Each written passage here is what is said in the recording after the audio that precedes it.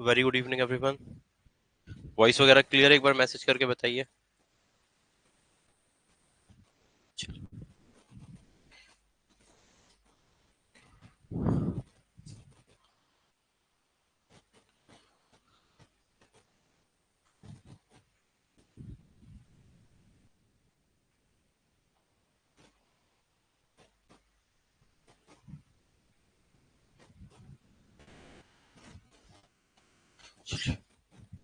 Voice सबको clear आ रही है? ऑडियो वीडियो एक बार बता दीजिए फटाफट।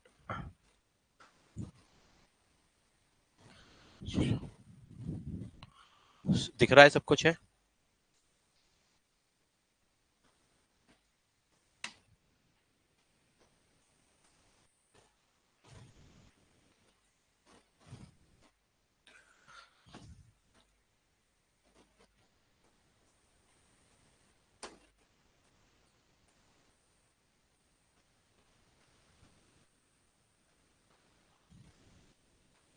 Good evening everyone. Very very good evening.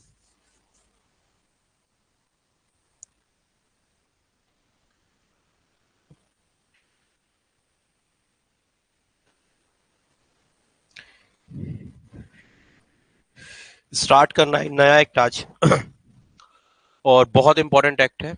और केवल जुडिशियल एग्जाम के लिए नहीं, अगर आप सच्चे मायने में लॉ पढ़ रहे हैं और अगर आपको ये इस एक्ट की टेक्निकलिटीज नहीं आती, जो बहुत सारे लोगों को नहीं आती, जो मैं हमेशा कहता हूं ये एक्ट सबसे ज्यादा इंपॉर्टेंट एक्ट्स में से एक है। और जो इसकी टेक्निकलिटीज हैं, ये स्टूडेंट को तो छोड़ दो, बहुत सारे टीचर्स को भी नहीं आती। और यूजफुल इतना है कि हर कोर्ट, अगर मामला कोर्ट में गया तो एविडेंस तो लगना ही लगना है, चाहे वो कोई भी मामला हो। जैसे आप कोर्ट के पास पहुंचे, आपका मामला जैसे कोर्ट के पास पहुंचा, whether your case is civil case और इट इज क्रिमिनल केस, कोई भी मामला हो, एविडेंस तो अप्लाई होगा ही होगा। अब इस एक्ट में हमें देखना क्या है, वो चीजें मेन है। इस एक्ट में अमेंडमेंट हुआ है, या आप बोल सकते हो एक नया एक्ट आ गया है। 2023 तक हम इंडियन एविडेंस एक्ट पढ़ते थे, उसको हिंदी में भारतीय साक्ष्य अधिनियम कहते थे। अब इंग्लिश में भी उसका नाम भारतीय साक्ष्य अधिनियम हो गया और हिंदी में भारतीय साक्ष्य अधिनियम पहले से है। तो एक तो नाम चेंज हो गया, इंडियन की जगह भारतीय रख दिया और एविडेंस की जगह साक्ष्य रख दिया। जो पहले हिंदी नाम हुआ करता था वही उन्होंने इंग्लिश नाम रख दिया है। अगर हम चेंजेस की बात करें, हम अभी डिफाइन देखेंगे क्या क्या चेंजेस हुए, हम सारी चीज बनेंगे। मेन आज चीज हम पढ़ने क्या वाले हैं, बेसिक चीज हम देखेंगे, एक इंट्रोडक्शन। सबसे पहले हम एविडेंस के बारे में पढ़ेंगे। हम बहुत डीपली नहीं पढ़ेंगे, क्योंकि जब डेफिनेशन पढ़ेंगे तब हम आपको बहुत डीप में बताएंगे। ज्यादातर आपको क्या करना है, चीजें सुननी है। बहुत सारी नई चीजें जो किताबों में आपको नहीं मिलेंगी, वो मैं अब बात करूंगा आपको। मैं अब क्या करूंगा, एक ओवरव्यू देने की कोशिश करूंगा कि भाई हम पढ़ने क्या वाले हैं। पूरे कम से कम 3 साढ़े 3 महीने ये एक्ट आपका चलेगा। वो देख छोटा सा रहा है, लेकिन वो 3 साढ़े 3 महीने का मटेरियल है उसमें। तो एक तो बात करेंगे कि एविडेंस, बेसिक पॉइंट पे एविडेंस है क्या। हम बहुत डीपली नहीं जाएंगे, हम एक बेसिक तरीके से एविडेंस को डील करेंगे। फिर दूसरा हम ये भी देखेंगे ये एक्ट वर्क कैसे करता है, एविडेंस वर्क कैसे करता है, या इसमें क्या क्या है। आप अपनी भाषा में बोलो, इसमें इस एक्ट में क्या क्या है। भाई ये एक्ट हम पढ़ने वाले हैं तो उसमें होने क्या वाला है। चीजों को परिभाषित किया, डिफाइन किया, चलो ठीक है डिफाइन किया, लेकिन इसमें मेन चीजें है क्या, ये भी हमें देखना है। इसके साथ साथ हम आज देखेंगे इस एक्ट की हिस्ट्री के बारे में पता करेंगे। हिस्ट्री, भाई एविडेंस एक्ट की हिस्ट्री हमें कब से देखने मिलती है, तो हम इसे बिल्कुल मेडाइवल वैदिक पीरियड से हम देखने चलेंगे। हिंदू स्क्रिप्चर्स में भी देखेंगे, मुस्लिम स्क्रिप्चर्स में भी देखेंगे, और ब्रिटिश काल में जो ये लॉ बनाया गया, ये 1872 का इसके पहले लॉ था, क्या उसके पहले भी कोई लॉ था, और उसमें अगर लॉ था तो उसमें कमियां क्या थी, और फिर जब कमियां थी तो ये नया लॉ लाया गया, और इस नए लॉ में हमने क्या क्या चीजें मेन डाली हैं। तो वहां से हमारा स्टार्ट हो जाएगा कि भाई सबसे पहले तो हमें पहले का एक तो पता हो। जो नया एक्ट डाला है, मैं आपसे बार बार कह रहा हूं, नए एक्ट में कुछ बहुत ज्यादा चेंजेस नहीं है। मोरलेस 95% एक्ट इज सेम। अगर आप कह दो कि मेन लो जो चेंजेस किए गए हैं वो इलेक्ट्रॉनिक एविडेंसेस को लेके चेंज किए गए हैं। भाई एक चीज आप वो तो देखो, समय के साथ चीजें चेंज होती हैं। जो चीज आज है वो कल नहीं होगी, और जो कल है वो परसों नहीं होगी। बहुत हम भविष्य के बारे में सोच तो सकते हैं, लेकिन उतना नहीं सोच सकते आज बैठ के कि भविष्य में एग्जैक्टली क्या होने वाला है। जब 1872 में हमने लॉ लिखा था, 1872 में, उस समय ना कंप्यूटर था ना कोई इलेक्ट्रॉनिक डॉक्यूमेंट्स थे, तो भाई कैसे कोई लॉ लिख देता इलेक्ट्रॉनिक की संबंध में। लेकिन 1994 का जमाना, 1993 1994, कंप्यूटर तो पहले आ गया था, लेकिन इंटरनेट जब से आता है 1994 या 1993 के आसपास इंटरनेट आता है, और धीरे धीरे धीरे धीरे लगभग सन 2000 के आसपास तक जब लोगों के हाथ में इंटरनेट आ गया, 1993 1994 में आया था लेकिन लोगों के पास नहीं था। लोगों के पास में तो 2010 के बाद मेनली आया, लेकिन 1993 1994 में आने के बाद 2010 तक ऐसा था कि बहुत सारे अमीर लोग थे या बहुत सारे ऑफिस में इंटरनेट का यूज होने लगा, और जब इंटरनेट का यूज हुआ, कंप्यूटर का यूज हुआ, तो फिर कंप्यूटर से रिलेटेड अपराध होने लगे। अब आज आपके दिन देखते हो तो भाई आजकल जो साइबर ऑफेंसेस होते हैं, साइबर फ्रॉड, ये 1872 में तो होते नहीं थे। जब 1872 में होते नहीं थे तो हम कैसे लिख सकते थे? मान के चलो भविष्य में आज से 2050 में कोई रोबोट अपराध करने लगे, तो हम आज से तो नहीं लिख सकते ना कि कोई रोबोट अपराध करेगा तो उसके बारे में क्या होगा और वो कैसे अपराध करेगा। तो उसके लिए जब चेंजेस होंगे लॉ में, तो मेन जो चेंज है आपका, चौथी चीज हम बात करने वाले हैं, एक तो इसके कार्डिनल प्रिंसिपल्स के, इसके सिद्धांतों के बारे में, कुछ प्रिंसिपल्स के बारे में हम पढ़ेंगे कि इंडियन एविडेंस है किन सिद्धांतों पे काम करता है, जिसको कार्डिनल प्रिंसिपल्स या एक आप मुख्य सिद्धांत या अहम सिद्धांत कह सकते हो, उनके बारे में हम चर्चा करेंगे। ये सबसे इंपॉर्टेंट चीज होगी। भाई एक होता है ना बुनियाद, हम उसे कहते हैं फाउंडेशन। ये है फाउंडेशन इंडियन एविडेंस एक्ट की। कहीं पर भी जाओगे, अगर इंडियन एविडेंस एक्ट पढ़ोगे और अगर इसकी फाउंडेशन नहीं पता, तो हम फिर कहीं ना कहीं गिरने वाले। उसके बाद हम क्या करेंगे, हमारा जो फिफ्थ पॉइंट होगा वो ये होगा, जो बीएसए है और वो इंडियन एविडेंस एक्ट से कैसे अलग है, ये चीज है। इसके बाद इस एक्ट के हम ऑब्जेक्ट भी देखेंगे। मैं कोई क्रम में नहीं पढ़ा रहा अभी, जब क्रम में पढ़ेंगे, जब सेक्शन 1 से, वो अलग है। अभी कोई क्रम नहीं चलने वाला है। अभी तो चीजें हो सकता है पहले ऑब्जेक्ट पढ़ा दूं फिर एविडेंस बता दूं, क्योंकि ये कोई क्रम नहीं है। अभी मैं आपको जनरली चीजें बता रहा हूं। हम इसके ऑब्जेक्ट के बारे में पढ़ेंगे। ये चीजें अभी क्या करनी है, हमें बेसिक तरीके से पढ़नी है। इससे हमारी क्या बनेगी, एक फाउंडेशन बनेगी कि भाई हम पढ़ क्या रहे हैं और क्या हम देखने वाले हैं। सबसे पहले अगर हम देखें तो एक शब्द आता है एविडेंस। एविडेंस से हम क्या समझते हैं, प्रश्न ये है, what is the meaning of evidence. कोई आपसे पूछ सकता है कि भाई एविडेंस क्या होता है। बेरेक की डेफिनेशन मत बताना, अभी बेरेक हम पढ़ ही नहीं रहे हैं। What is the meaning of evidence, क्या मतलब होता है एविडेंस का, जिसको हम हिंदी में साक्ष्य कहते हैं।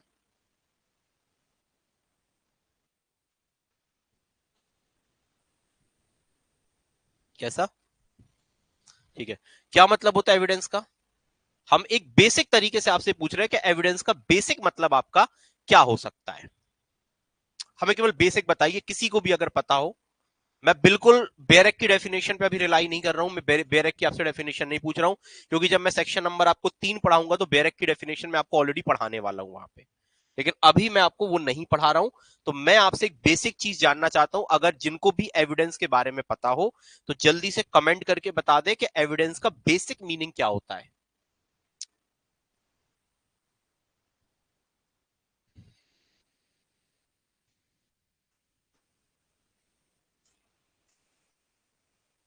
देखो, हम एविडेंस को क्या समझते हैं, जो हमारे मन में एक एविडेंस को कोई व्यक्ति नाम लेता है, साक्ष्य का नाम लेता है, तो हमारे मन में आता है कोई ऐसी चीज जो कोर्ट में प्रूफ हो चुकी है, वही एविडेंस है, हम समझते हैं।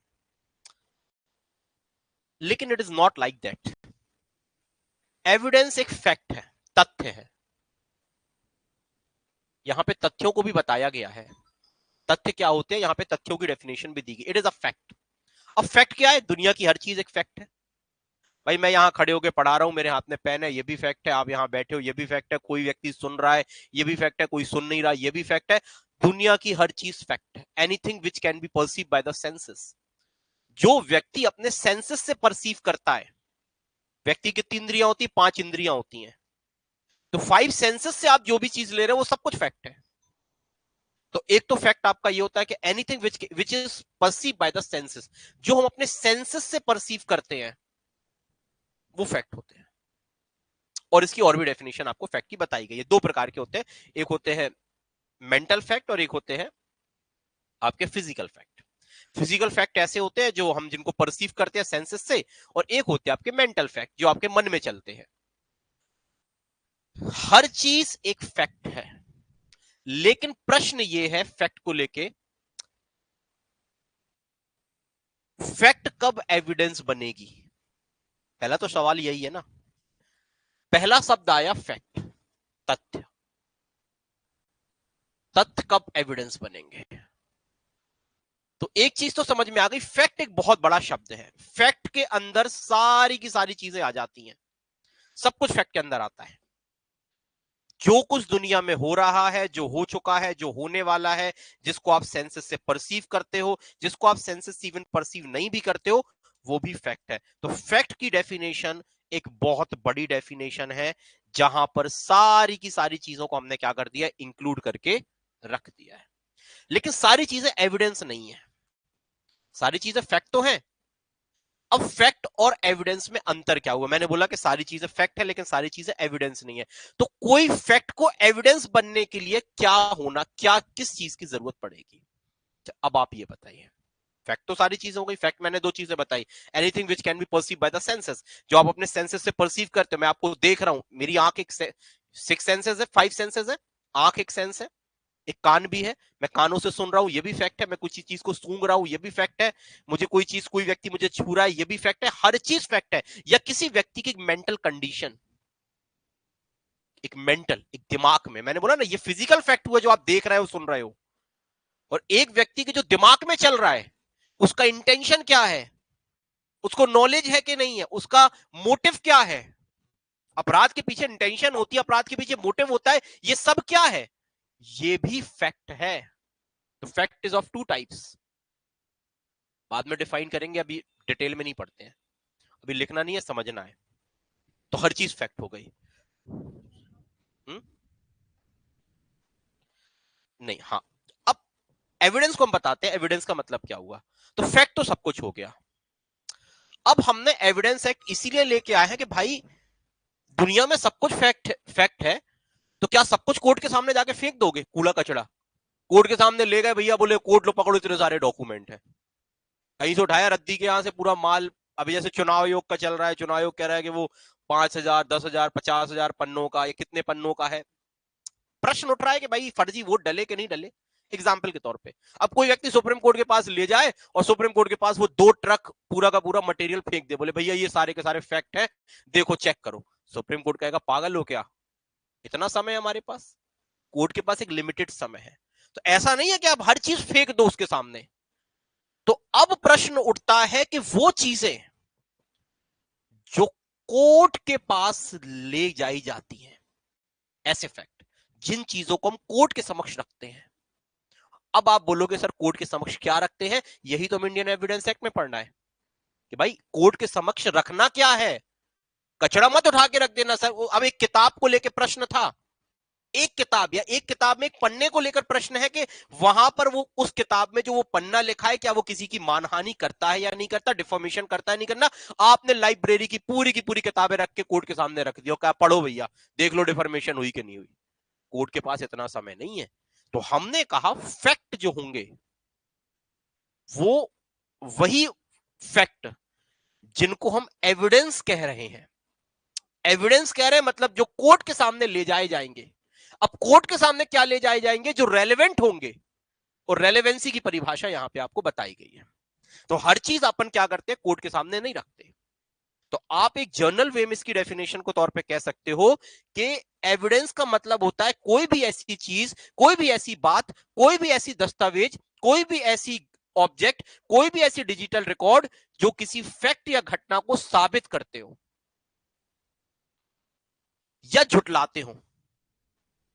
कोई भी ऐसी चीज जिसको हम कोर्ट के सामने रख रहे हैं, जो किसी घटना को, इसके माध्यम से किसी घटना को प्रूफ किया जाता है या डिसप्रूफ किया जाता है। भाई दोनों पार्टी है ना, दो पार्टी, एक मैं हूं पार्टी, एक आप हो। मैं कह रहा हूं कि अपराध हुआ या आप कह रहे हैं अपराध नहीं हुआ। मैं अपनी बातों को एविडेंस से साबित करूंगा, आप अपनी बातों को एविडेंस से साबित करोगे। तो जो चीजें कोर्ट के समक्ष लाई जाती हैं वो एविडेंस होती है। लेकिन एविडेंस कोर्ट के समक्ष लाने का मतलब ये नहीं है कि चीज अपने आप साबित हो जाएगी, बल्कि उसे साबित करना पड़ता है। और जब किसी चीज को साबित कर दिया जाता है तो वो बन जाती है प्रूफ। जब किसी चीज को प्रूफ कर देते हैं, PROVE, प्रूफ, साबित कर देते हैं, तो वो क्या बन जाती है? प्रूफ। ये वाला प्रूफ जिसको बोलते हैं सबूत। सबूत, साक्ष्य नहीं सबूत। न्यायालय क्या मांगता है? साक्ष्य नहीं, साक्ष्य तो सब कुछ है, न्यायालय मांगता है सबूत। हम जनरल टर्मिनोलॉजी में साक्ष्य सबूत को सब एक ही समझते हैं। एक घटना हुई, मैंने एक स्टेटमेंट लिख दिया। मैं किताब लिखता हूं, मान के चलो मैंने किताब में क्या लिखा, किसी के बारे में कुछ लिख दिया। मैं न्यूज़पेपर लिखता हूं, न्यूज़पेपर में एक स्टेटमेंट लिखा जिससे किसी व्यक्ति को लगा कि उसकी मानहानि हुई। अब मैं जो न्यूज़पेपर लिखता हूं ये सब कुछ फैक्ट है, मैं रोज लिखता हूं, मैं किसी दिन लिखता हूं, मैं कोई मैगजीन लिखता हूं, मैं इस पेपर में लिखता हूं, मैं उस पेपर में लिखता हूं, सब कुछ फैक्ट है। अब मानहानि का प्रश्न आया कि भाई मानहानि हुई है या नहीं हुई, तो उसके संबंध में मामला गया कोर्ट में। अब कोर्ट में क्या आप सारे के सारे डॉक्यूमेंट्स रख दोगे? आप उठा लाए 15 साल के पेपर के, सर हमने 15 साल में इतने पेपर लिखे। न्यायालय कहेगा भाई 15 साल के पेपर से मेरा क्या लेना देना, मुझे तो ये बताओ कि भाई जिस इंसिडेंट की बात हो रही है वो हमारे सामने रखो। तो आपने उस दिन का पेपर रख दिया तो ये हो गया एविडेंस। लेकिन ये रखने बस से प्रूफ नहीं हो जाता भाई। ऐसा तो ही ना कि मैं जो न्यायालय के सामने दे रहा हूं वो सही होगा। अब इसी चीज को लेकर सवाल होगा, क्या ये चीज प्रूफ होगी या डिसप्रूफ होगी? अगर प्रूफ हो गई तो भाई एक पार्टी को फायदा होगा, जो भी प्रूफ कर रही थी। जैसे मैं प्रूफ कर रहा था, मैंने प्रूफ कर दिया, तो मेरा वो क्या बन जाएगा? सबूत बन जाएगा और मुझे उसका फायदा मिलेगा। और प्रूफ नहीं हो रही है तो फिर दिक्कत वाली बात है, फिर आप मामले को हारोगे। सीधी सीधी बात है भाई, दो ही चीज होंगी ना, या तो प्रूफ होगा या डिसप्रूफ होगा। तो मैं से भी अभी आगे देखेंगे प्रूफ और डिसप्रूफ कैसे होता है। यहां तक किसी को क्लियर हुआ? यहां तक कोई अगर क्वेश्चन हो तो यहां तक पूछिए। अभी यहां तक कोई अभी क्वेश्चन हो तो पूछ लीजिएगा। एविडेंस खुद जो होते हैं ना, वो खुद ब खुद प्रूफ नहीं होते हैं, बल्कि उनको प्रूफ करना पड़ता है। और वो ये उसी के लिए होता है। अभी आप डेफिनेशंस भी आप पढ़ोगे, यहाँ पे अभी डेफिनेशन अलग से दी गई है। सारी डेफिनेशन आपको दी गई है यहाँ पे। तो यहाँ पे नॉट प्रूफ, प्रूफ की भी डेफिनेशन है, और सारी की सारी आपको डेफिनेशन ऑलरेडी यहाँ पे मिल जाएंगी। डिसप्रूफ की भी डेफिनेशन है, उनके बारे में हम आगे चर्चा करेंगे। अब आगे चलते हैं। बेसिक चीज पढ़ी थी, इसके बाद जो एविडेंस एक्ट है आपका, ये दोनों मामलों में लागू होता है। ये सिविल केसेस में भी लागू होता है और ये क्रिमिनल केसेस में भी लागू होता है। तो कल के दिन प्रश्न आ सकता है, प्रीलिम्स में आता है डायरेक्टली क्वेश्चन, कि एविडेंस एक्ट किन मामलों में लागू होता है। It is applicable to both civil and criminal cases. ये दोनों के दोनों केसेस पे एप्लीकेबल होता है। ये सिविल केसेस में भी एप्लीकेबल होता है, ये क्रिमिनल केसेस में भी होता है। मान के चलो, सीधा सीधा कह सकते हो, जैसे मामला कोर्ट के पास जाता है। देखो भाई, इंडियन एविडेंस एक्ट से पुलिस वालों का कोई लेना देना नहीं है, कलेक्टर एसपी का इनसे कोई लेना देना नहीं है। कलेक्टर एसपी या जो अदर गजेट ऑफिसर होते हैं ना, उनका इससे कोई लेना देना नहीं, इनका कोई लेना देना नहीं है।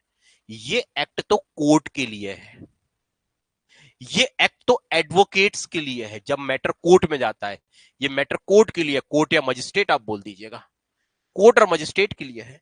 ये एक्ट आपका एडवोकेट्स के लिए है, ये एक्ट आपका प्रोसिक्यूटर्स के लिए है, जिसको अभियोजक कहते हैं। तो मतलब पता चला कि अगर कोई अपराध हुआ है तो पुलिस वाले इन्वेस्टिगेशन करते हैं।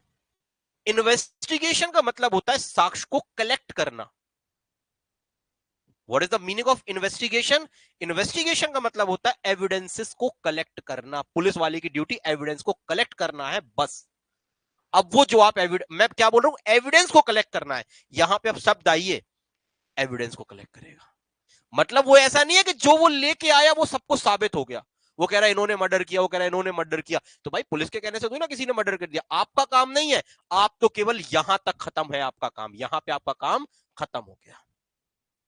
आपका काम क्या था? केवल एविडेंस को कलेक्ट करना, और कलेक्ट करके आपने कोर्ट के पास पेश कर दिया, जिसको हम चार्जशीट का नाम दे देते हैं। चार्जशीट बोल देते हैं उसको, पुलिस रिपोर्ट बोल देते हैं, ठीक है, अलग अलग नामों से उसको जानते हैं। तो आपने तो चार्जशीट फाइनल रिपोर्ट उसे बोल देते हैं, आपने chargesheet final report police report आपने पेश किया, आपका काम खत्म। अब प्रश्न यह है कि जो आपने, अब मैटर कहां आया, कोर्ट के पास। तो कोर्ट के पास जब आप एविडेंसेस को रखोगे, जब जो भी एविडेंस, क्योंकि एविडेंस कलेक्ट करना किसका काम है, पुलिस का काम है, इन्वेस्टिगेशन करना किसका काम है, पुलिस का काम है, कॉग्निजेबल मामलों में, वो हम कॉग्निजेबल नॉन कॉग्निजेबल मामलों के बारे में बीएनएसएस में चर्चा कर चुके हैं। तो अब प्रश्न आता है कि जैसे मैटर आपका कोर्ट के पास आया, अब कोर्ट के पास मैटर आया और कोर्ट ने जैसे फाइल उठाई, जैसे कोर्ट के पास मैटर आया, कोर्ट के पास फाइल आई, मतलब इंडियन एविडेंस एक्ट चालू, यहीं से चालू इंडियन एविडेंस एक्ट। कोर्ट ने कॉग्निजेंस लिया, संज्ञान लिया, कॉग्निजेंस मतलब उसकी नॉलेज में आया केस, उसको लॉ की भाषा में कॉग्निजेंस बोलते हैं, उसको मामले की जानकारी हुई। तो जैसे कोर्ट ने मामले में कॉग्निजेंस लिया, अब प्रश्न उठेगा कि जो एविडेंसेस हैं उनकी क्या दमदार है कि नहीं है, क्या वो एविडेंस प्रूफ होने लायक है कि नहीं है। दोनों पार्टी अपनी अपनी बात करेगी।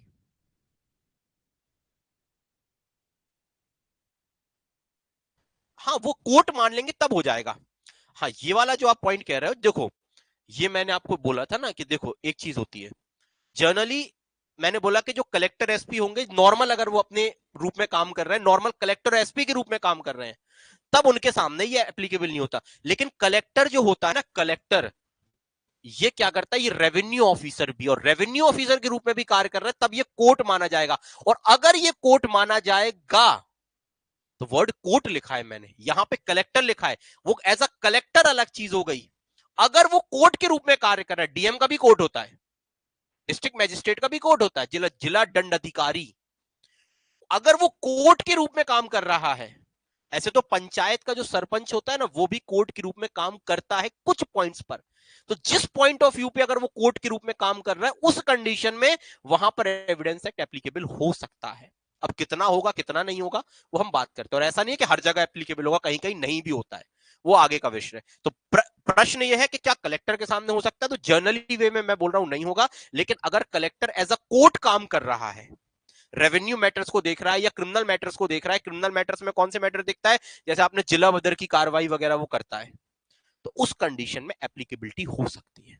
लेकिन जनरली मामला हम जनरल वे में अभी पढ़ रहे हैं, बाकी जब हम सेक्शन 1 पढ़ेंगे तो मैं बता दूंगा किस किस के पास एप्लीकेबल होता है, किस किस के पास नहीं होता, क्या विभागीय कार्रवाई में होता है, डिपार्टमेंटल प्रोसीडिंग में होता है कि नहीं होता, क्या कोर्ट मार्शल की प्रोसीडिंग में होता नहीं होता, वो हम सेक्शन 1 में सब कुछ देख लेंगे। अभी बेसिक देखिएगा। अब मैं क्या कह रहा हूं कि जो ये कोर्ट हो गया, ये जो एडवोकेट हो गया, प्रोसिक्यूटर हो गया, इनके पास जैसे मैटर आया, भाई इन्होंने मैटर को देखा, अब यहां से प्रश्न उठ जाएगा।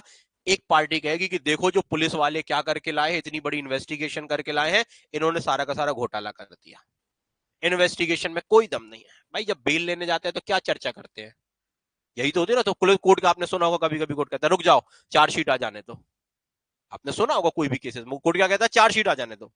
चार्जशीट आने के बाद क्या होता है, कोर्ट देखता है भाई वकील क्या पक्ष रखता है कि देखिए इन्होंने जो एविडेंसेस कलेक्ट किए, इनके एविडेंस में दम ही नहीं है, कोई भी रिलायबल एविडेंसेस नहीं है। आपने एविडेंस तो बहुत सारे रखे, आप ही अपने अपने में गवाह बन गए, इन्होंने कोई अच्छा इंडिपेंडेंट गवाह ही नहीं है, या इनके पास कोई अच्छा साक्षी नहीं है, तो भाई बात तो होगी, वो बाद में प्रूफ होगा, तो बेल मिल जाती है इस बेसिस पे कि भाई केस अगर 2-4 साल 10 साल 15 साल 20 साल चल रहा, और बहुत सारे केसेस चल भी जाते हैं, तो उस कंडीशन में क्या करेंगे। तो मेरे कहने का तात्पर्य था कि जैसे मैटर कोर्ट में आया, तो कोर्ट में आने से लेकर, या आप इसको वर्ड लिख लीजिएगा, जैसे कोर्ट ने क्या किया, चार्ज फ्रेम किया, जैसे वो चार्ज फ्रेम करता है, वो क्या उठा लेता है, एविडेंस की किताब उठा लेता है। ये उसने उठाई, या उसकी किताब उठ गई, बस अब मेन इसका काम चालू। और ये उसका काम कब तक चालू रहता है, जब तक मामले में वो जजमेंट नहीं दे देता। तो ये इसी पर ये जो पूरी कार्रवाई चल रही ना, जिसको हम क्या बोल रहे हैं, एक प्रकार से ट्रायल कहते हैं, विचारण। तो जो ये विचारण होता है, इन किस बेसिस पे चलता है, एविडेंसेस के बेसिस पे, पूरा यही उसकी जान है। भाई अगर साक्ष्य आपके पक्ष में थे तो आप बच जाओगे, एक्यूज ने अगर साबित कर दिया कि साक्ष्य उसके पक्ष में है तो वो बच गया, अगर प्रोसिक्यूशन ने साबित कर दिया कि उसके पक्ष में है तो आप जेल गए, बस इतना ही तो मामला है।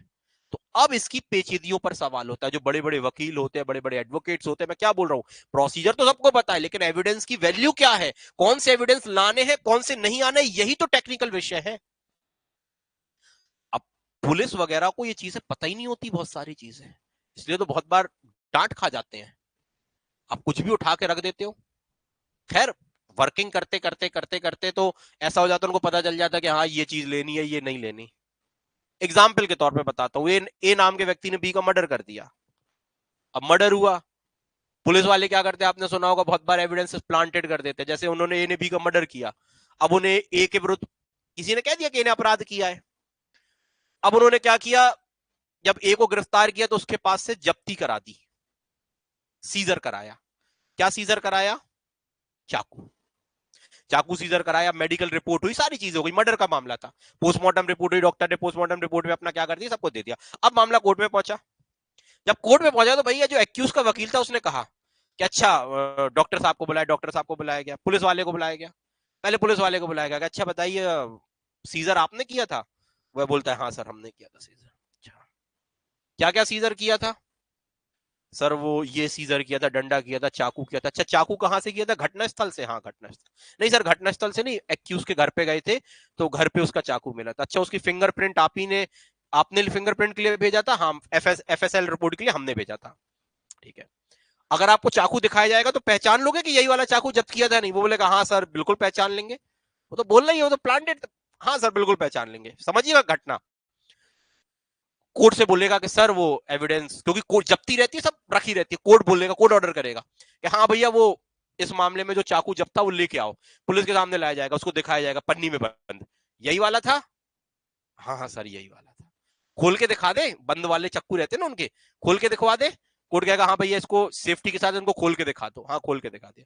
फिर पूछेगा यही वाला जब्त किया था, हाँ ही किया था। कहेगा Lord point to be noted, जो यहां पे इंजुरी दिख रही है पोस्टमार्टम रिपोर्ट में वो कितनी है, 0.5 mm,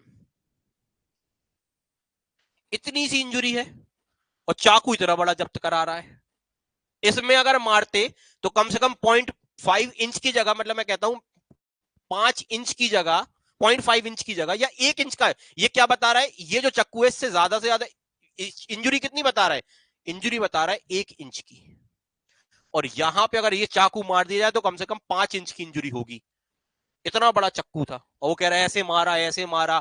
अब बताइए, यहां पर मैं आपको, या मैं 3 इंच लिख देता हूं एग्जाम्पल के तौर पे आपको बता रहा हूं अभी तो। अब मुझे बताइए वहां पे, या क्या ये झूठा साबित नहीं हो गया, क्या आपने जो एविडेंसेस रखे थे क्या वो एविडेंसेस प्रूफ हो गए, नहीं। अब अगर एविडेंसेस प्रूफ नहीं हुए तो यहां से आपकी विश्वसनीयता पर क्या हो गया, सवाल हो गया। अब इसका लाभ किसे मिलेगा, डेफिनेटली एक्यूज को मिलेगा। तो यही चीजें होती है, मैं इसलिए आपसे कह रहा था कि जरूरी नहीं है कि आप कोर्ट के सामने पूरा यही चीजें चलेंगी कि क्या चीज है, किस एविडेंस में कितनी दम है।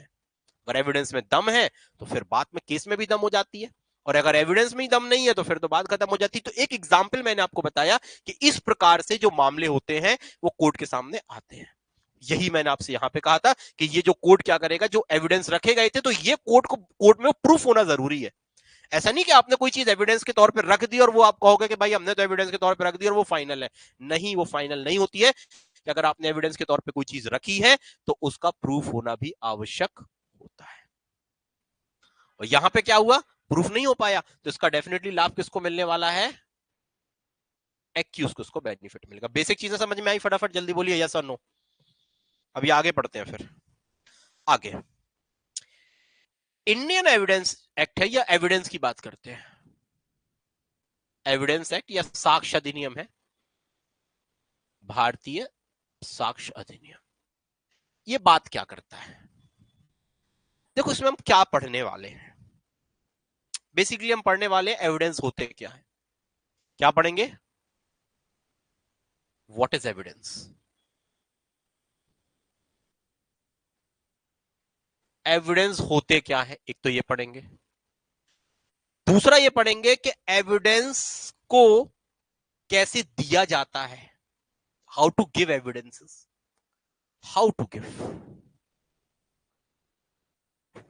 मैंने बताया कचड़ा मत न्यायालय के सामने डाल देना, न्यायालय के पास इतना समय नहीं है कि न्यायालय तुम्हारे एविडेंस दिए कैसे जाते हैं, तो भाई देने का भी तरीका है। एक्सेप्ट कौन से किए जाते हैं, एडमिट कौन से किए जाते हैं, कौन से एविडेंस को एडमिट करते हैं। भाई ऐसा नहीं है कि न्यायालय सारी चीजों को एडमिट कर लेता, कुछ तो भगा देता न्यायालय। जब भी आप किसी चीज को रखोगे, इवन यहां पे यह भी बताया गया है कि एविडेंस जो होते हैं वो रेलेवेंट कौन से होते हैं, रेलेवेंट। ये रेलेवेंट को लेके ये बड़ा इंपॉर्टेंट है, दो चीजें न्यायालय देखता है। सबसे इंपॉर्टेंट चीज है रेलेवेंसी।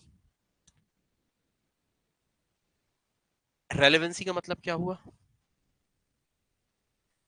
न्यायालय के सामने अगर कोई एविडेंस रखा जा रहा है, क्योंकि मैंने बताया फैक्ट तो बहुत बड़ा होता है, और फैक्ट को अगर आप न्यायालय के सामने रख रहे हो, कोर्ट के कोई भी फैक्ट अगर न्यायालय के सामने रख रहे हो तो आप उसे एविडेंस कह सकते हो।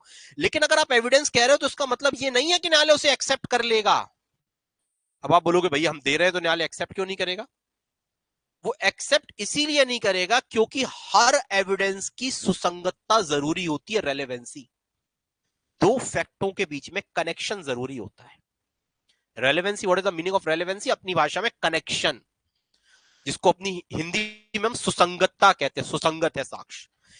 कोर्ट के पास अगर मैं कोई एविडेंस लेकर जा रहा हूं तो कोर्ट कहेगा भैया जो ये एविडेंस लेके आए हो ये रेलेवेंट कैसे है आपका एविडेंस, और अगर आप नहीं बता पाए कि कैसे रेलेवेंट है तो न्यायालय उसे एडमिट ही नहीं करता।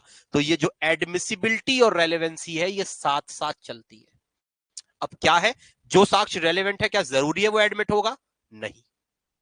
या जो एडमिट हुआ है क्या वो जरूरी है, तो सामान्य नियम तो ये है कि जो रेलेवेंट है वही एडमिटेड होगा। What is the general rule, exception हर चीज के, अभी एक्सेप्शन के बारे में अभी नहीं पढ़ना क्योंकि अभी से दिमाग खराब हो जाएगा। What is the general rule, an evidence which is relevant, जो एविडेंस रेलेवेंट है वही न्यायालय एडमिट करेगा। और रेलेवेंसी के संबंध में पूरा का पूरा चैप्टर दिया गया है, ये बड़ा इंपॉर्टेंट है, जो लोगों को पता ही नहीं है। लोग जाके क्या करते हैं, पर बोलते भैया हमें वकालत करना आती नहीं है। आप पढ़िए सेक्शन नंबर पार्ट 2 है जो यहां से आपकी सेक्शन नंबर 3 से लेके आपका पूरा का पूरा कहां तक जा रहा है, 50 तक, 3 से लेके 50, ये सारी की सारी रेलेवेंसी के संबंध में नियम है। रेलेवेंसी कहां, सेक्शन 3 से लेके सेक्शन नंबर 50। तो अगर आप न्यायालय के समक्ष कोई भी एविडेंसेस को डाल रहे हैं, कोई भी चीज को, तो न्यायालय आपसे पूछ सकता है कि जो आप दे रहे हो ये कैसे रेलेवेंट है, और अगर वो रेलेवेंट नहीं बता पाए आप तो उसकी कोई वैल्यू नहीं है। मान के चलते हैं एक घटना हुई, चोरी हुई। चोरी जब हुई, चोरी कहां पे हुई, मेरे गोडाउन में हुई। अब मैंने उस चोरी के संबंध में न्यायालय के पास पहुंचा, मैंने कहा न्यायालय मेरे पास चोरी के संबंध में एविडेंसेस हैं। न्यायालय कहेगा भाई बताइए।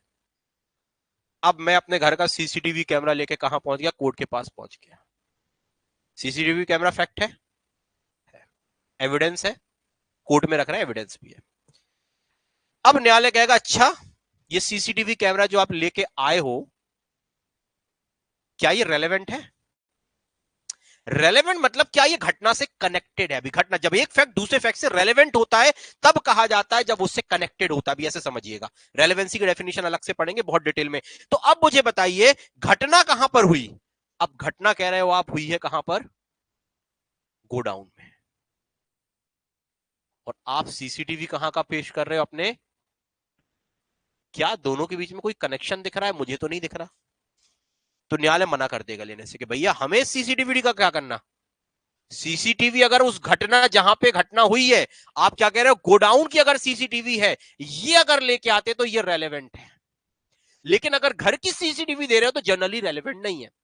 लेकिन अगर व्यक्ति इसका कनेक्शन बता पा रहा है, तो व्यक्ति, मैं अगर बोल रहा हूं तो न्यायालय मुझे बताना पड़ेगा, मैं कनेक्शन बता रहा हूं, मैं कह रहा हूं न्यायालय ये इसलिए रेलेवेंट है। अब कैसे रेलेवेंट हो सकता है, मेरे ऊपर आरोप है मान के चलते हैं। देखो मैंने बोला जनरली रेलेवेंट है, नहीं है। प्रोसिक्यूशन दे रहा है कि सर देखो न्यायालय इसने चोरी की, किसने चोरी की, एक्स ने, एक्स ने चोरी की है। और क्या दे रहा है, घटना कहां पे हुई है, गोडाउन, और कहां की पेश कर रहा है सीसीटीवी, घर की। रेलेवेंट है, जनरली नहीं आ रही। लेकिन एक पक्ष में रेलेवेंट भी हो सकती है, कैसे, ये आपको बताना पड़ता है रेलेवेंसी। न्यायालय पूछता है कि भैया अगर रेलेवेंट है तो बताइए। अब कैसे हो सकता है रेलेवेंट, समझिएगा। एक्यूज क्या कह रहा है कि न्यायालय देखो इनके घर, ये क्या कह रहे हैं, गोडाउन में घटना हुई है। कितने बजे की घटना बता रहे हैं? 3:30 बजे की, 7:30 बजे शाम की, या रात को 12 बजे की, 1 बजे की घटना बता रहे हैं। इनके घर की वीडियो देखिए। मैं इनके घर के सामने से रात को 1 बजे निकल रहा था। देखिए इनकी आपने सीसीटीवी इनने पेश की, और इनके घर के सामने से तो मैं रात को 1 बजे निकल रहा था। इसमें तो मैं कैप्चर हूं। और इनके गोडाउन यहां से कितने दूर है? 20 किलोमीटर दूर है। अगर आप किसी भी तरीके से जाओ तो कम से कम आधा घंटा लगेगा। और मैं जब 1 बजे यहां पे, एक व्यक्ति क्या एक साथ 2 जगह हो सकता है? मैं अगर 1 बजे यहां पर हूं तो फिर क्या 1 बजे यहां हो सकता था? नहीं हो सकता था। तो यहां पर ये सीसीटीवी क्या हो जाएगी? रेलेवेंट हो जाएगी। तो रेलेवेंसी बड़ी इंपॉर्टेंट है। हम क्या करते हैं, मैं अपनी बताता हूं, दूसरे की नहीं बताता। मूड कोर्ट हुआ एक बार कोर्ट में, एक कॉलेज में। अब वो टीचर इतने अच्छे, और जैसा भी हो, अब क्या बोला जाए, हमें रेलेवेंसी एलेवेंसी कुछ नहीं आती थी, ईमानदारी वाली। लास्ट सेमेस्टर में होता था, लास्ट सेमेस्टर तक तो ऐसे थे अपन को कुछ आता ही नहीं था। अब अपन हो गए भैया खड़े, उन्होंने बोला कि आपको वो बनना है, क्या बोलते, मूड कोर्ट बनना है। और अपन बोलने बोलने में तो ठीक थे, यहाँ लॉ नहीं पता था लेकिन बोलने में ठीक थे। अरे हमने क्या, हम बोल लेंगे भाई, लॉ आता उन्हें, हमें क्या पता रेलेवेंसी एलेवेंसी क्या होती। तो हमारा दोस्त कहता है यार तुम्हें पढ़ाना तुमने है नहीं, तुम हो रहा, अरे हम नहीं, तुम शांत रहो, तुम, हमने तो हमारा असिस्टेंट बन जा रहा, अपन बोल लेंगे। बढ़िया कोट वोट पहन के पहुंचे। और क्या डाउरी डेथ का केस था, अपन तो सब कुछ बोलते जा रहे हैं कि जे भी ले लो, जे भी ले लो। अब प्रश्न ये है कि जो सामने वाला बैठा है वहां पे, उसे भी नहीं पता कि रेलेवेंसी के नियम क्या है। तो भाई जब तुम्हें रेलेवेंसी के नियम ही नहीं पता तो तुम रेलेवेंसी पूछोगे कहां से? तो हर चीज का रेलेवेंट, अब मैं कुछ भी दे रहा हूं, मैं कह रहा हूं ये भी साक्ष्य ले लो, ये भी ले लो, तो सामने वाले को बोलना चाहिए था ना, जो जज के रूप में बैठा है वहां पे, कि भैया आप जो चीज दे रहे हो ये रेलेवेंट कहां से है। और रेलेवेंस जब तक नहीं हो रही तो एविडेंस में एडमिसिबल नहीं करेंगे। लेकिन बात वही है कि पता ही नहीं है। अब यहाँ पे आप जो लोग नए नए वकालत करने जाते हैं उनके साथ भी यही दिक्कत है कि उन्हें यही नहीं पता कि भाई कौन सी चीज कैसे रेलेवेंट होती है और कहाँ रेलेवेंट होती है। और जब तक रेलेवेंसी नहीं हो रही तो उस चीज को न्यायालय एक्सेप्ट नहीं करता है। इसलिए तो ऐसे लोगों को डांट देते हैं न्यायालय। जब आपने देखा होगा ना कभी कभी टीवी वगैरह में, या आजकल तो वीडियोस वगैरह आने लगी, न्यायालय डांट देता है, ये क्या कुछ भी बोलते रहते हो यार। तो बोलता रहे न्यायालय हमारे ऊपर गुस्सा हो रहा है ऐसा। भाई तुम्हें नियम ही नहीं पता ना। एक प्रोसेस होता है कोर्ट में, प्रोसेस है भाई। मैं ये नहीं कहता हूं कि आप कैसा बोलते हो क्या नहीं बोलते, बोलना बोलना अलग चीज है, लेकिन जो चीज आप पेश कर रहे हो वेदर इट इज रेलेवेंट और नॉट, पहले तो ये प्रूफ करो ना। अगर रेलेवेंसी के नियम ही नहीं आ रहे तो फिर क्या होगा? तो मैं क्या बता रहा था, हमें क्या पढ़ना है इस एक्ट में? हमें ये पढ़ना है कि एविडेंसेस होते क्या है, हमें ये पढ़ना है कि एविडेंसेस दिए कैसे जाते हैं, हमें ये पढ़ना है कि एविडेंस को एडमिट कब किया जाता है, कौन से एविडेंस एडमिटेड होते हैं, हमें ये पढ़ना है कि रेलेवेंसी क्या होती है। हमें इस एक्ट में ये भी पढ़ना है कि जो एविडेंसेस होते हैं, एविडेंसेस के टाइप्स क्या होते हैं, और टाइप्स के साथ साथ उनकी वैल्यू क्या होती है। प्राइमरी एविडेंस की वैल्यू क्या है, सेकेंडरी एविडेंसेस की वैल्यू क्या है, इलेक्ट्रॉनिक एविडेंसेस की वैल्यू क्या है, किस एविडेंस की कितनी वैल्यू है। ऐसा नहीं है कि सारी एविडेंस की वैल्यू बराबर है। एक सा एक अगर वैल्यू बराबर हो जाएगी हर एविडेंस की तो फिर कैसे काम चलेगा। और ऐसा भी नहीं है कि एक जगह 100 आदमी खड़े होकर कह रहे हैं कि भाई हमने अपराध देखा है तो उनकी 100 की बात मान ली जाएगी। भाई 100 लोग क्या कह रहे हैं और एक आदमी क्या कह रहा है, हो सकता है एक आदमी 100 पर भारी पड़ जाए। हमारे इंडिया का क्योंकि नियम है, एविडेंस हमें क्या नहीं करना है, काउंट नहीं करना है, हमें एविडेंस को वेट करना है। Section number 134 Indian evidence act. अब इसमें देखते हैं कौन सी गई है सेक्शन, वो हम बाद में बात करेंगे। तो हमें यह भी देखना है कि भाई एविडेंस कितने प्रकार के होते हैं और एविडेंस की वैल्यू क्या होती है। वैल्यू मतलब उसकी वेट क्या होता है, क्योंकि आपका एविडेंस अगर वेट अगर उसका अच्छा है तो बात सही है। इसके बाद हमें क्या देखना है, हमें यह भी देखना है कि चीजों को, एविडेंसेस को प्रूफ कैसे किया जाता है। या हमें बर्डन ऑफ प्रूफ के बारे में भी बात करना है कि भाई सबूत का भार किस पर होगा, कौन साबित करेगा। हमें अभी इस एक्ट में विटनेसेस के बारे में पता करना है, क्योंकि भाई विटनेस के बिना तो ये एक्ट अधूरा है। भाई बिना साक्षियों के कौन साक्ष्य देगा? साक्ष्य कौन देता है? साक्षी तो देता है ना, साक्षी। साक्ष्य कौन देता है? साक्षी। एविडेंस कौन देता है? विटनेस देता है। तो भाई विटनेस कौन होंगे, कौन विटनेस है? तो इसमें जनरल डेफिनेशन दी है, a person who understand the question and give his rational answer. एक व्यक्ति जो प्रश्नों को समझ सकता है, उसका तार्किक उत्तर दे सकता है, वर्ड यूज किया गया तार्किक, रैशनल आंसर दे सकता है, वो विटनेस है। तो क्या कोई पागल भी विटनेस हो सकता है अगर प्रश्न समझ रहा है? वो इतना पागल, पागल की भी बहुत सारी कैटेगरी होती है, पागलों की भी कैटेगरी होता है। बोलोगे अरे सर ये कौन सी बात हो गई? मैंने आपको बीएनएस में बताए थे कितने प्रकार के पागल बताए थे, बहुत प्रकार के पागल होते हैं। जड़ बुद्धि होता है, इडियट बोलते ना, यू आर इडियट, गाली के तौर पे इडियट होता है, मेंटल होता है, ठीक है, और इसके साथ साथ मिर्गी वगैरह के दौरे पड़ते हैं, बहुत प्रकार के होते हैं। तो प्रश्न यह है कि जो पागल होते हैं, तो अगर वो उस स्तर का पागल है कि प्रश्नों को समझ के उसका तार्किक उत्तर दे सकता है, क्या बच्चा विटनेस हो सकता है? हाँ, कितने साल का बच्चा विटनेस होगा? 2 साल का, 3 साल का, 4 साल का? तो प्रश्न यही है कि विटनेस होंगे कौन और कौन विटनेस नहीं हो सकते, कौन से एविडेंस दिए जा सकते और कौन से एविडेंस दिए ही नहीं जा सकते। कुछ ऐसी चीजें होती है, गोपनीय चीजें, क्लाइंट और एडवोकेट के बीच में बात है। क्लाइंट ने सब कुछ बता दिया एडवोकेट को, तो बताएगा ही भाई, डॉक्टर से इलाज कराना है तो बताओगे नहीं? डॉक्टर ने, पेशेंट ने डॉक्टर को सब कुछ बता दिया कि सर मुझे ऐसी ऐसी बीमारी है, ऐसा ऐसा है, वैसा इलाज कर दो। अब वो ब्लैकमेल कर रहा, वकील साहब कह रहे देखो भैया 1 लाख लगेगी फीस। अरे सर सबसे तो 10,000 लगती है, 10,000 में काम कर दो, 15 ले लो। अरे 1 लाख रुपए के तो नीचे लगेगी नहीं। बोले सर इतनी तो नहीं दे पाएंगे, हम तो और कहीं देखे ले रहे। क्या कह रहे हैं वकील साहब? तुमने तो हमें सब बता दिया है कि अपराध तुमने किया है, हमें सब पता है, अभी हम जाके तुम्हारे विरोध में सब कुछ बता देंगे कोर्ट में। अरे सर ऐसा ना करना, दो 1 लाख रुपए, सर 1 लाख रुपए ले लो। भाई ये एविडेंस आप प्रूफ ही नहीं कर सकते, ये प्रिविलेजेस कम्युनिकेशंस हैं, व्यक्तिगत संसूचनाएं, इनको डिस्क्लोज करने से मना किया गया है। हस्बैंड वाइफ के बीच में अगर एविडेंस, कोई बातें हो रही है ड्यूरिंग द मैरिज, हस्बैंड ने अपराध करके उसने अपनी वाइफ को बता दिया कि मैंने उसका मार दिया, ऐसा वैसा, प्रिविलेजेस कम्युनिकेशन है। अब वाइफ कह रही है कि अच्छा उनकी लड़ाई हुई, कह रही है हम जा रहे बता रहे सब कुछ, नहीं बता सकते। These communications are privileges communications, doctor client के बीच में उसके ऑफिशियल कम्युनिकेशंस, ऐसी बहुत सारी कम्युनिकेशंस है, यू कैन नॉट डिस्क्लोज। तो एविडेंस में विटनेस कौन होगा और कौन सी डिस्क्लोज कर सकते और कौन सी डिस्क्लोज नहीं कर सकते?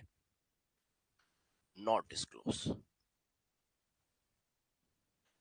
और इसके साथ साथ हमें यह भी पढ़ना है इस एक्ट में कि भाई जो विटनेस होगा इसके संबंध में, ये तो हमने बोल दिया विटनेस होगा कौन।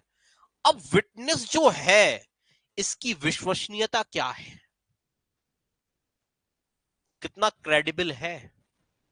ऐसा नहीं कि मैं भाई कुछ भी नहीं कर रहा हूं, व्यक्ति आप 2 लोगों को पकड़ के लाओ, उनको 10,000 रुपए दो, मेरे झूठी गवाही दे दो, मैं जेल चला जाऊं। तो विटनेस की क्रेडिबिलिटी क्या है, कैसे चेक करोगे विटनेस कितना क्रेडिबल है?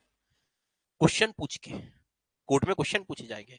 कौन कौन से उसके एग्जामिनेशन होते हैं, जैसे आपके टेस्ट में अब आप कितने इंटेलिजेंट हो, आप एडीपीओ बनने लायक हो, सिविल जज बनने लायक हो कि नहीं हो, प्रश्न ये है। तो क्या हो जाएगा, पीएससी वाले आपका टेस्ट लेंगे जिसको हम बोलते हैं एग्जामिनेशन हो रहा है।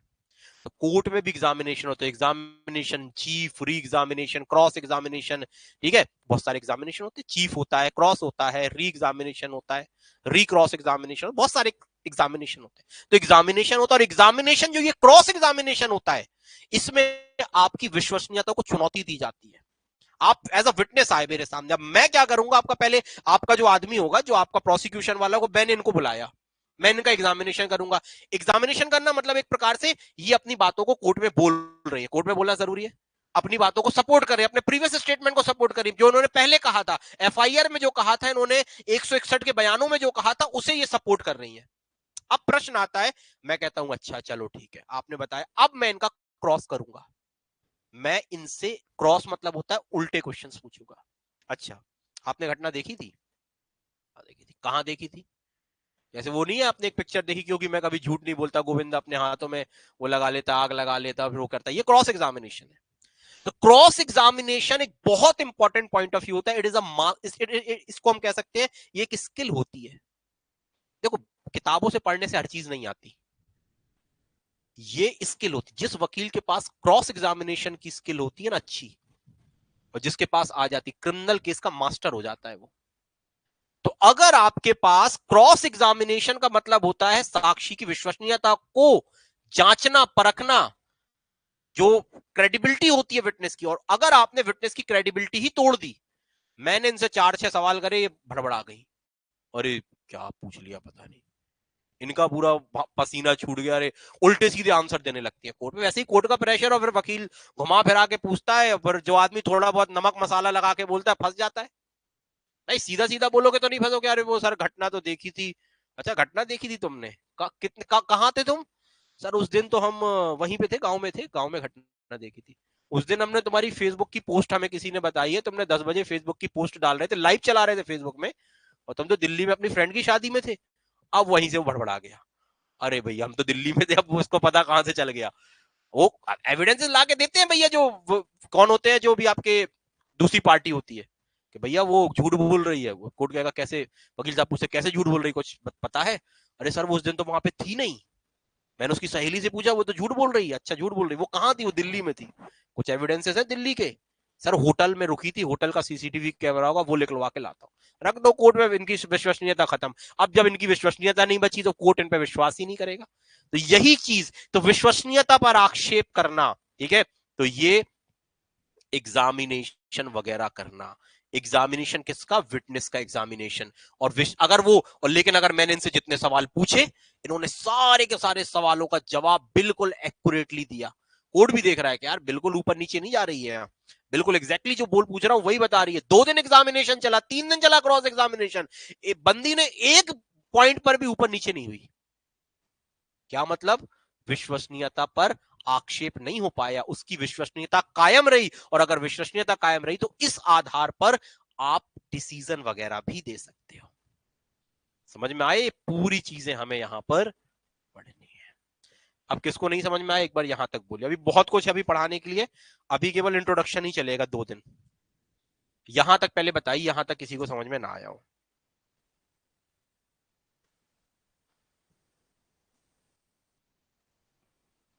कोई पॉइंट समझ में ना आए पूछते जाइएगा साथ साथ, लास्ट के लिए वेट मत करिएगा।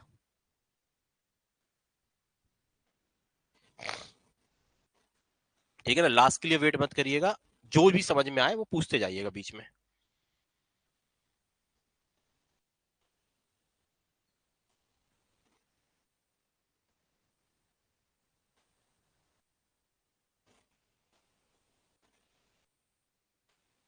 चलिए कुछ चीजें फिर से देखते हैं। अब देखते हैं, देखो एविडेंस किस चीज का होता है, जल्दी बताइए, एविडेंस किसका होता है? चलो एविडेंस होता है फैक्ट का। तो फैक्ट क्या हो गया? बहुत बड़ी चीज हो गई, आप ऐसा कह सकते हो।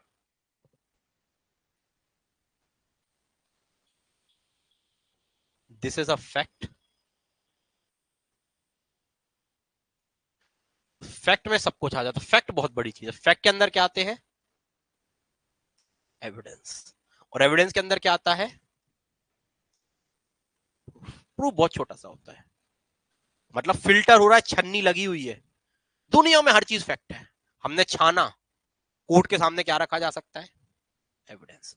उसको जो एविडेंस सच साबित हो गए कि हाँ यार ये चीज है, प्रूफ हो गई। क्या हो गई जो चीज? प्रूव हुई। PROVE लिख रहा हूं, प्रूफ, उसे हम बोलते हैं सबूत। और न्यायालय सबूत के आधार पे चलता है, न्यायालय साक्ष्य के आधार पे नहीं चलता। साक्ष्य पे तो तुम कुछ भी पटक दोगे, हमें कुछ भी से मतलब नहीं है ना। और फिर वही चीज एविडेंस क्या है? एविडेंस कौन से एविडेंस रखे जाएंगे? तो भाई वो प्रूफ तो तब होगा ना, पहले रखने तो मिले तुम्हें। हर फैक्ट आप रख भी नहीं सकते, ये भी याद रखिएगा।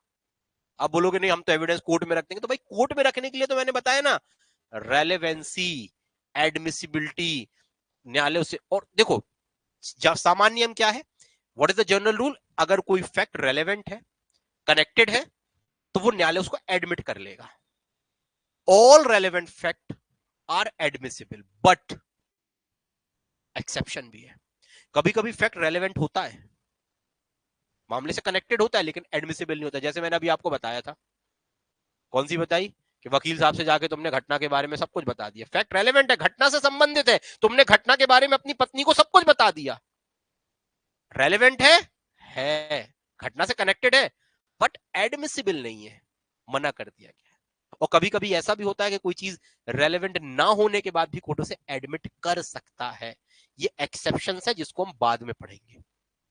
जनरल नियम आपका यह था।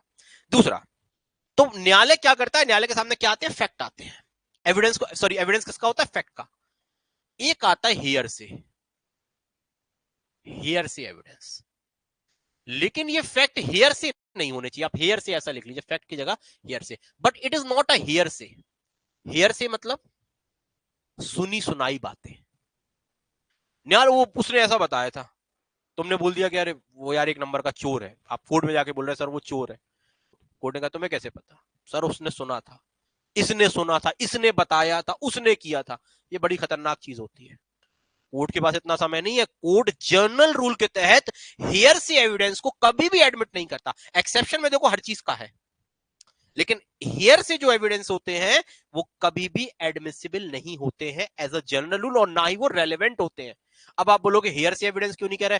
अब देखोगा, एक चीज खुद कभी देखिएगा, ए अगर बी से कुछ कह रहा है, बी ने सी से कुछ कहा, सी ने डी से कहा, डी ने ई से कहा, बात जाते जाते बदल जाती है। एक रील चलती है वो सोशल मीडिया पे, उसने बोला कि क्या बोला, सब लोग ऐसे खड़े थे, उसने बोला कि अच्छा एक सेंटेंस है तो हमें दूसरे को बताना है, दूसरे को तीसरे को बताना है। अच्छा कल ये बता देना कि कल मैं क्लास नहीं पढ़ाऊंगा। मैंने आपसे क्या बोला? कल मैं क्लास नहीं पढ़ाऊंगा, तुम अपने दोस्त को बता देना। अब इन्होंने नमक मिर्ची डाल के बताना था या जैसे बताना था, इन्होंने फोन किया, अरे कल की छुट्टी है, सर नहीं पढ़ाएंगे। दूसरे ने कह दिया सर ने पढ़ाना नहीं बंद कर दिया है, सर को पढ़ाना ही नहीं है। दूसरा कह रहा सर ने क्या है, कोचिंग बंद कर दी। लो, आते आते बात हमने बोला था हम कल नहीं पढ़ाएंगे, और बात पहुंचते पहुंचते हो गई कि सर ने कोचिंग बंद कर दी। हमारे पास फोन आया, सर कोचिंग बंद कर दी आपने? हमने ऐसा किसने कहा? बोले सर उसने बताया, फिर उसने बताया। तो ये बातें में क्या होता है, कोई कोई व्यक्ति धोखे से नमक मसाला लगा देता है, कोई जानबूझ के लगा देता है। तो इसीलिए कही कहाई बातों पर, सुनी सुनाई बातों पर एक कम्युनिकेशन गैप हो जाता है। तो कोर्ट जो भी कहता है कि एविडेंस होने चाहिए वो डायरेक्ट होने चाहिए। ये अगर तुमने देखा है, तुमने सुना है, तो तुम आके कोर्ट में एविडेंस दो। अब तुम कह रहे नहीं सर उसने सुना था, तो भाई वो आके देना। उसका एविडेंस अगर उसने सुना था और वो एविडेंस आके डायरेक्ट दे रहा है, तो वो डायरेक्ट एविडेंस की कैटेगरी में आता है। डायरेक्ट एविडेंस कोर्ट लेता है। इनडायरेक्ट एविडेंस जो होते हैं, जिसको हियर से एविडेंस बोलते हैं, वो कोर्ट नहीं लेता, क्योंकि कम्युनिकेशन गैप हो जाता है। मैं बोल रहा हूं कि बात को क्या होता है, या तो कोई व्यक्ति हो सकता है उस लिंक में, 4-5 लोगों की लिंक में एक व्यक्ति ने नमक मसाला लगा के बात को बोल दिया। वो जानबूझ के बोला या उससे धोखे से एक चीज मिस हो गई। या उसने बोला था कल की छुट्टी और उसने सुना नहीं, उसने कहा परमानेंट छुट्टी है। कल उसने सुना ही नहीं, उसने कहा आप छुट्टी है। अब फिर बाद में कह रहा है सॉरी यार हम तो भूल भूल गए थे। उन्होंने उसको बताया वो छुट्टी है। अब उन्होंने बोला वो कोचिंग ही बंद हो गई। एक ने दिमाग लगाया, अब छुट्टी है मतलब होगा कोचिंग बंद हो गई। तो भाई कितनी चीजें हो गई। दूसरी चीज एक और दिक्कत है, एक तो होता है कि कम्युनिकेशन गैप आ जाता है, इसलिए हम नहीं एडमिट करते हेयर से एविडेंस। और दूसरी चीज होती है कि भाई कल के दिन कोर्ट में अगर एग्जामिनेशन होना है तो किसका एग्जामिनेशन करें? हमने पूछा अच्छा आपने बताया था ना, आपने क्या बोला था कि कोचिंग बंद हो गई, आपने हमारा लाखों का नुकसान करा दिया। आप अब आए, बोले सर हमने नहीं बोला था, हमें तो उनने बताया था। हमने कहा उनको पकड़ के, वो कह रहा नहीं हमें सर उनने बताया था। अब उनने बताया था, किन्ने बताया था, उनको कहां से लेके आए? तो बात हो गई, ऐसे व्यक्तियों का एग्जामिनेशन भी नहीं हो सकता। अब तुम्हें बुलाएंगे तो तुम तो यही कह दोगे ना कि सर हमने नहीं बोला।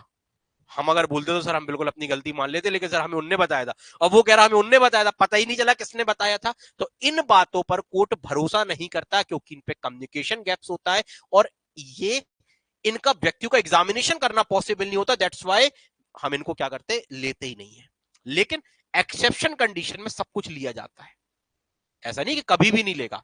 एक्सेप्शन कंडीशन में, एक्सेप्शनल कंडीशन में न्यायालय से लेता है। लेकिन जनरल रूल हमें अभी पढ़ना है कि जनरल रूल के तहत हियर से एविडेंस एडमिसिबल नहीं होते हैं। क्योंकि जो नेचुरल जस्टिस के प्रिंसिपल्स हैं, 3 तो हम पढ़ते हैं, और भी प्रिंसिपल्स हैं। तो नेचुरल जस्टिस भी रिक्वायर करता है, जो हमारे नैसर्गिक न्याय के नियम है वो भी रिक्वायर करते हैं कि जिसने घटना देखी है, जिसने घटना को सुना है, जिसने घटना को महसूस किया है, वही तथ्य आके दे। आपने तथ्य देखे ना, आपने घटना देखी, आपने घटना सुनी, आपने घटना महसूस की। तो जिसने जो देखा है, जिसने जो सुना है, जिसने जो महसूस किया, केवल उतनी चीज को आके आपको कोर्ट के सामने देना है। तो वही चीज हम कोर्ट के सामने देंगे फैक्ट, तो वो आपके रेलेवेंट माने जाएंगे और एविडेंस की कैटेगरी में। आपने देखा, आपने सुना, आपने महसूस किया तो दोगे। अब बोला नहीं सर मैंने नहीं देखा, मैंने नहीं सुना, मैंने महसूस नहीं किया, तो वो हेयर से हो जाएंगे, फिर न्यायालय उसको एडमिट नहीं करता। क्लियर हुआ? फिर दूसरा मैंने बता दिया कि जब जैसे आपका ट्रायल स्टार्ट हो जाता है, तो वहीं से आपका एविडेंस एक्ट लगना स्टार्ट हो जाता है, और वो कब तक लगता रहता है, जब तक आपका जजमेंट नहीं आ जाता। पुलिस वगैरह का इससे कोई लेना देना नहीं होता। पुलिस वाले केवल क्या करते हैं, एविडेंस को कलेक्ट करते हैं, इसके अलावा इनकी कोई भी भूमिका नहीं होती है। तीसरा नियम, सिविल मामले। क्या सिविल मामलों में भी लागू होता है? बिल्कुल होता है। सर किसी पब्लिक प्लेस पे कुछ हो, वहां के हेयर से एविडेंस एडमिसिबल होंगे क्या?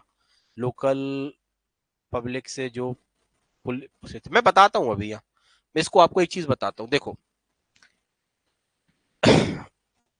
जनरली मैंने क्या बताया कि एडमिसिबल नहीं होते, हर चीज के एक्सेप्शन। इनका कहना है कि भाई पब्लिक के सामने क्या हुआ, पब्लिक ने कुछ लोगों को, जैसे कहीं घटना हो गई और पुलिस लोगों से पूछ लेती भाई क्या हुआ। देखो पुलिस क्या लिखती है, पुलिस उनके 161 के बयान लिखती है। इनका क्वेश्चन है कि मानो बस स्टैंड में घटना हो गई, तो बस स्टैंड में जब घटना हुई तो क्या हुआ, तो वहां पे कुछ लोग को विटनेस के तौर पे खड़ा किया गया। तो भाई देखो दो चीजें होती हैं, या तो वो विटनेस ने घटना देखी होगी, उनसे पूछा जाता है क्या भैया घटना देखी थी, बोलते हाँ देखी थी घटना, तो वो तो हो गए आपके डायरेक्ट एविडेंसेस, हियर से नहीं है। अब एक व्यक्ति कह रहा नहीं देखी नहीं थी, सुनी थी, तो पुलिस वाले उनके ऐसे एविडेंस नहीं लिखती कि उसने सुनी थी, पुलिस ऐसे लिख देते हैं कि ये लिख दो कि हमने देखी थी, उनके 161 के बयान लिखवा दिए जाते हैं। फिर कोर्ट के सामने आते हैं, कोर्ट पूछता है कि भैया देखी थी घटना, तो या तो वो ये कह देगा कि नहीं देखी थी, तो बात खत्म हो गई, जब घटना ही नहीं देखी थी तो घर जाओ, बात खत्म हो गई, हियर से एविडेंस में आ गया। अब तुमने कहा हाँ सर देखी थी, चौड़े होके बोल रहा हाँ सर देखी थी घटना, सब हम नहीं देखा था, इसी ने तो मारी थी गोली। फिर तुम्हारा क्रॉस एग्जामिनेशन होगा तो विश्वसनीयता भी तो चेक करेंगे ना तुम्हारी, तो मैं आपको पहले ही बता चुका हूं, तो ऐसा थोड़ी ना है। लेकिन अगर तुम खुद एडमिट कर रहे हो कि तुमने घटना नहीं देखी, तो फिर हम उसको एडमिट नहीं करते। पुलिस वाला सब व्यक्तियों को क्या करते हैं, 161 के बयान लिखवा देता है, क्योंकि पुलिस का क्या करना है, उसको तो एविडेंस कलेक्ट करने हो तो सब कुछ कलेक्ट कर देता है। फिर बाद में कोर्ट के सामने डिसाइड होता है कि भाई वो 161 के बयान वास्तविकता में हेयर से, क्योंकि कोर्ट में डिसाइड होना है ना सब कुछ। आपने तो, पुलिस वाला क्या कर रहा है, अब आप बोल रहे हो कि पुलिस ने लिख के डाल दिया, मैं आपसे पहले ही बोल चुका हूं, तो पुलिस का तो कोई लेना ही देना नहीं है एविडेंस एक्ट से। पुलिस तो एविडेंस कलेक्ट करके सामने रख देगा, बाकी ये कोर्ट को देखना है क्या वो डायरेक्ट एविडेंस की कैटेगरी में जा रहा है कि इनडायरेक्ट एविडेंस की कैटेगरी में जा रहा है। दूसरा, अगर सिविल मामला होता है, अगर सिविल मामला है तो क्या होता है, सिविल मामला कैसे आता है, जैसे कोई इशू होता है क्रिएट, कोई सिविल मामले कैसे है, तो कोई इशू, इशू मतलब विवाद। If there is a issue, सबसे पहले सिविल में क्या होना चाहिए, इशू होना चाहिए। इशू कितने लोगों के बीच में, दो लोगों के बीच में। जब कोई इशू ही नहीं बनेगा तो फिर कैसे मामला होगा, बोलते ना हमारा इशू चल रहा है, उससे विवाद चल रहा है, एक प्रकार के विवाद। अब दो लोगों के बीच में एक विवाद चल रहा है, इशू हुआ, मैं कह रहा हूं इसने मेरा कॉन्ट्रैक्ट तोड़ दिया, ये कह रहा है मैंने कोई कॉन्ट्रैक्ट नहीं तोड़ा। सवाल है कॉन्ट्रैक्ट टूटा कि नहीं टूटा। अगर कॉन्ट्रैक्ट टूटा है तो ये क्या मांग कर रहा है, कंपनसेशन की मांग कर रहा है कि भाई कंपनसेशन दिलाइए, इसके कॉन्ट्रैक्ट तोड़ने की वजह से मुझे 5 लाख रुपए का नुकसान हुआ, ये इशू है। ये कह रहा है नहीं भाई हमारा कोई कॉन्ट्रैक्ट ही नहीं हुआ था, ना हमने कोई कॉन्ट्रैक्ट तोड़ा, या कह रहा है कॉन्ट्रैक्ट हुआ था लेकिन तोड़ा नहीं है। ये क्या हो गया, what is this, issue. Issue मतलब दो लोग अलग अलग बात कर रहे हैं, दो लोग विवाद हो गया, मैटर कहां पहुंचेगा, कोर्ट के पास पहुंचेगा। क्यों कोर्ट के पास मैटर पहुंचा, क्योंकि ये व्यक्ति क्या चाह रहा है, रिलीफ, उपचार चाह रहा है, न्यायालय में उपचार दो। तो अब ये जो व्यक्ति है ए, जब ये कोर्ट जाएगा तो इसी को प्रूफ करना पड़ेगा, क्या प्रूफ करेगा, कि ऐसा कोई इशू है और ऐसा कोई कॉन्ट्रैक्ट को डैमेज किया गया है, कॉन्ट्रैक्ट को ब्रीच किया गया है, और उस ब्रीच के वजह से उसे कंपनसेशन मिलना चाहिए। अगर इसने अपने पॉइंट को साबित कर दिया तो अब ये अपने पॉइंट को साबित करेगा। मतलब मेरे कहने का है कि सिविल और क्रिमिनल दोनों मामलों में आपको अधिकार मिलता है, दोनों आप जगह जा सकते हो। तो भाई फैक्ट कौन प्रूफ करेगा, प्राइमरी फेसिया जो प्रोसिक्यूशन होता है या जो प्लेंटिफ होता है, भैया साक्ष्य कौन प्रूफ करता है, तो एक हम उसे बोलते हैं प्रोसिक्यूशन, जिसको हम बोलते हैं प्लेंटिफ। प्लेंटिफ या प्रोसिक्यूशन, ये इनके ऊपर होता है प्राइमा फेसिया भार। जैसे मैं कह रहा हूं कि मेरे घर में चोरी हुई, और मेरे घर में चोरी किसने की, मैंने किसी का नाम ले दिया। ए कह रहा है कि उसके घर में बी ने चोरी की, यहां पे एक वन कह रहा है कि मेरे मेरे साथ ब्रीच ऑफ कॉन्ट्रैक्ट किसने किया है, टू ने किया है। तो भाई ए कौन है, ए है, ए कह रहा है ना कि मेरे साथ अपराध, मेरे घर में चोरी हुई, तो ए को ही साबित करना पड़ेगा। बी क्यों साबित करे, ऐसे तो कोई भी व्यक्ति मेरे ऊपर इल्जाम लगा, अपने घर में बैठा, मैं वो आ गया, बोले सर आपने चोरी की, हमने की, मैंने कहा आपकी, बोले सर आप प्रूफ करो आपने चोरी नहीं की। अरे मैंने भैया मैं काहे को प्रूफ करूंगा, मैं क्यों प्रूफ करूं, नेगेटिव साबित करना हमेशा मुश्किल होता है। तुम कह रहे हो ना चोरी हुई, हाँ कह रहे हो, साबित करो। तो जो ये साबित कर रहा है क्रिमिनल मैटर में, इसी को बोलते हैं प्रोसिक्यूशन, इसी पर बर्डन ऑफ इनिशियल प्रूफ होता है। और हिंदी में इसको बोला जाता है, और सिविल मामलों में इसको बोलते हैं प्लेंटिव, वादी। इसको अभियोजन बोलते हैं इंग्लिश मामलों में, हिंदी में अभियोजन बोलते हैं। और इंग्लिश में प्रोसिक्यूशन, और हिंदी में से क्या बोलते हैं ये वाला, इसको प्लेंटिफ और वादी कहते हैं। और सिविल मामलों में वादी, वादी कौन है? ये वाद लाने वाला, जो वाद लेकर आता है। वाद मतलब सूट, सूट मतलब केस, जो केस करता है, तो इसे प्रूफ करना पड़ता है। तो भाई ये प्रूफ करो। तो ये दोनों केसेस में क्या हो रहा है? एज इट इज एप्लीकेबल हो रहा है। किस पे? बर्डन ऑफ प्रूफ प्लेंटिफ पे सिविल मामलों में, क्रिमिनल मामलों में होता है प्रोसिक्यूशन के ऊपर। लेकिन बर्डन ऑफ प्रूफ चेंज भी होता है। अगर इन्होंने अपनी बात को साबित कर दिया, तुम्हारे ऊपर आ जाएगा। मैंने साबित कर दिया, मैंने आपका नाम लिया था कि आपने मेरे घर पे चोरी की, और मैंने साबित कर दिया, मेरे पास जो भी एविडेंस थे मैंने साबित कर दिया। अब तुम साबित करोगे एविडेंस से सही नहीं है, फिर तुम्हें भी तो साबित करना। मैंने साबित कर दिया, अब झूठे साक्ष्य थे, मैं तो 4 लोगों को लेके पहुंच गया। मैंने कहा भाई इनका नाम ले लेना, मैं पैसे लेके किया, कुछ किया, तो मैंने अपनी अगर चीज को साबित कर दिया तो तुम्हारे ऊपर आ जाएगा बर्डन ऑफ प्रूफ। अब बर्डन ऑफ प्रूफ इसलिए तुम्हारे ऊपर है कि अगर तुम साबित नहीं करोगे तो हार जाओगे। तो तुम साबित करोगे कि नहीं, जो इन्होंने एविडेंसेस दिए वो एविडेंस इनके गलत है, तो you have to prove that.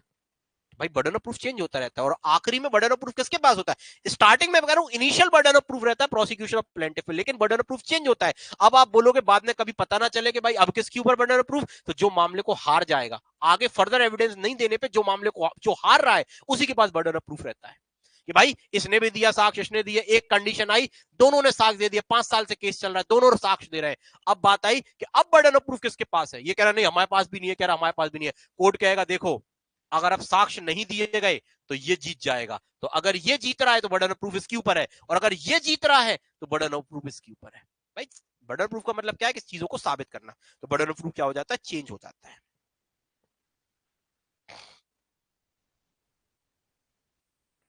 मान के चलते हैं कोई क्रिमिनल मामला है, मर्डर का मामला है। अभी तो केवल बेसिक चीजें समझिए। कैसा केस है? कोई मर्डर का केस है। अब जब मर्डर का केस है तो प्रोसिक्यूशन को क्या साबित करना पड़ेगा?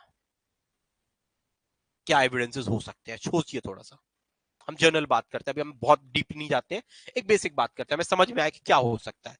क्या करोगे? देखो अब मर्डर का केस है तो 2 लोगों के बीच में स्ट्रगल हुआ था, झगड़ा हुआ था। स्ट्रगल क्या है? इसका एविडेंस दिया जा सकता है, दे सकते हो ना स्ट्रगल के बारे में, कि 2 लोगों की स्ट्रगल हुआ, 2 लोगों ने देखा था कि भैया हमने मर्डर होते नहीं देखा था, लेकिन हमने देखा था जब हम वहां से गाड़ी से निकल रहे थे दोनों एक दूसरे को मार रहे थे, लेकिन हम जल्दी में थे तो हम रुके नहीं थे।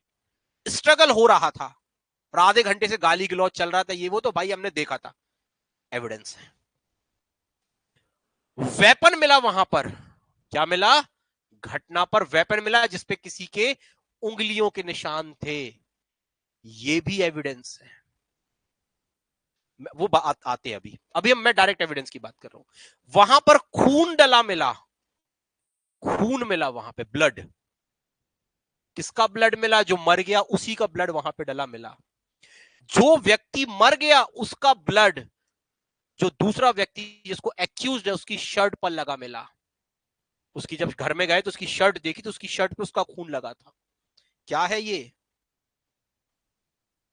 और जब वो व्यक्ति मरा, कौन मरा? मान के चलते दूसरा व्यक्ति, जब वो मरा जो व्यक्ति, तो उसने वहीं पर अपने खून से ए का नाम लिख दिया था दीवार पे। जैसे वो मर रहा था तो मरते मरते उसने ऐसे कुछ नहीं था तो दीवार पे उसने नाम लिख दिया था, अनिल नाम लिख दिया था, मान के चलते हैं उसने नाम लिख दिया था अनिल मरते, और उसने इस टाइप से ऐसा साइन बना दिया था।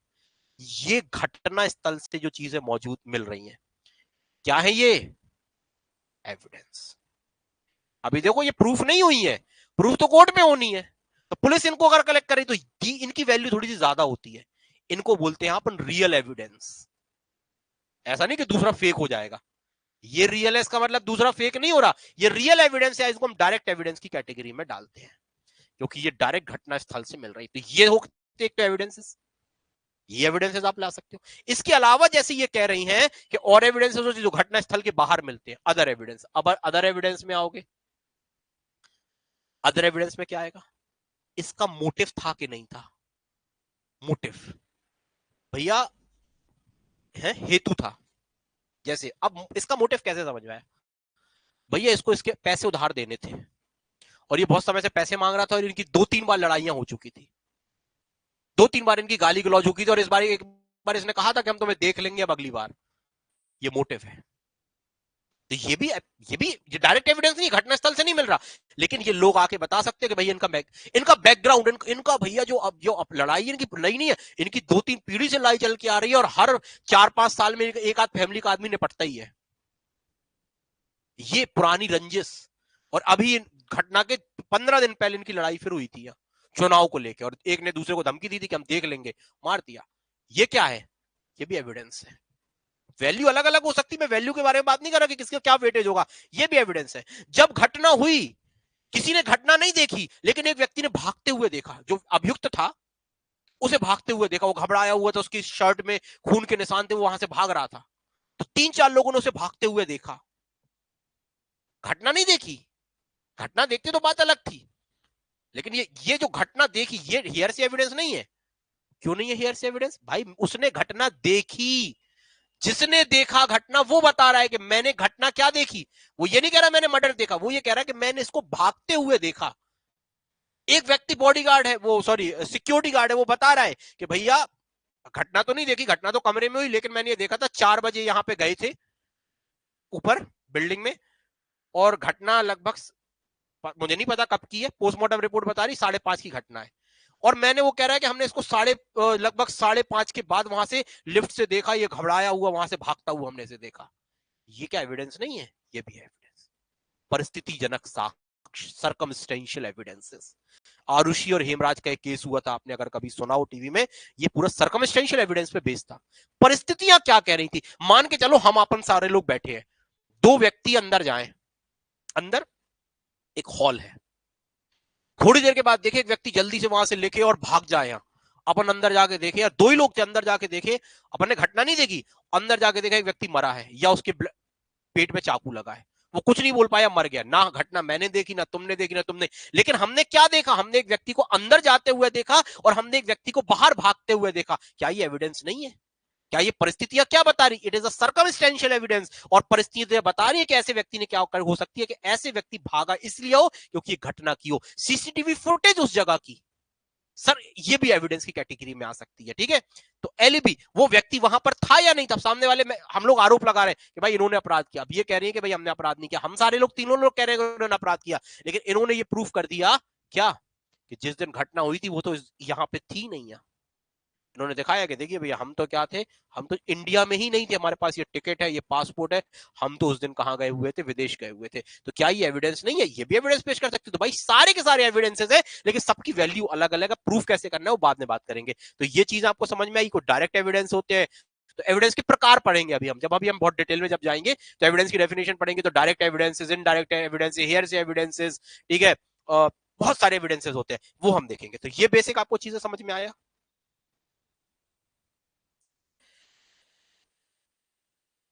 आया यहां तक समझ में? आगे यहां ना समझ में आए पूछते जाइएगा, बहुत सारी चीज नहीं बताऊंगा जो शायद आपने किताबों में भी नहीं पढ़ी होंगी। चलिए इसके बाद अब इन्हीं एविडेंसेस के बेसिस पे इतनी सारी चीज आई, घटना देखी, घटना नहीं देखी, भागते हुए देखा, नहीं देखा, वो वहां पर था, नहीं था, वो स्ट्रगल के निशान, वो वेपन्स के निशान, वो खून के निशान, वो ब्लड के निशान, वो किसी का नाम लिख के मर गया, सब कुछ एविडेंस है। मैं ये नहीं बात करता हूं कि एविडेंसेस प्रकार क्या, मैं कहता हूं जो भी एविडेंस थे वो दमदार थे, नहीं थे, ये तो हम बाद में पढ़ेंगे। अब जो ये एविडेंसेस होते हैं, इन एविडेंसेस के बेसिस पे कोर्ट क्या करता है? अब ये कोर्ट का काम होता है, on the basis of evidence court क्या करता है? एग्जामिनेशन करता है। अब ये जो एविडेंस है आपने रखे, इनको क्या करता है? कोर्ट एग्जामिन करता है। कोर्ट का काम है एग्जामिन करना, कोर्ट इनको एग्जामिन करता है। एग्जामिन करने के तरीके अलग अलग होते हैं। जैसे मेडिकल एविडेंस है, तो मेडिकल रिपोर्ट और डॉक्टर की कथनों के आधार पे होगा। फिंगरप्रिंट मैं बोल रहा हूं क्या मिला था, खून के निशान थे, ये खून के निशान थे, या जो वेपन पे फिंगरप्रिंट थे, इनके संबंध में एफएसएल रिपोर्ट के आधार पे देखेगा।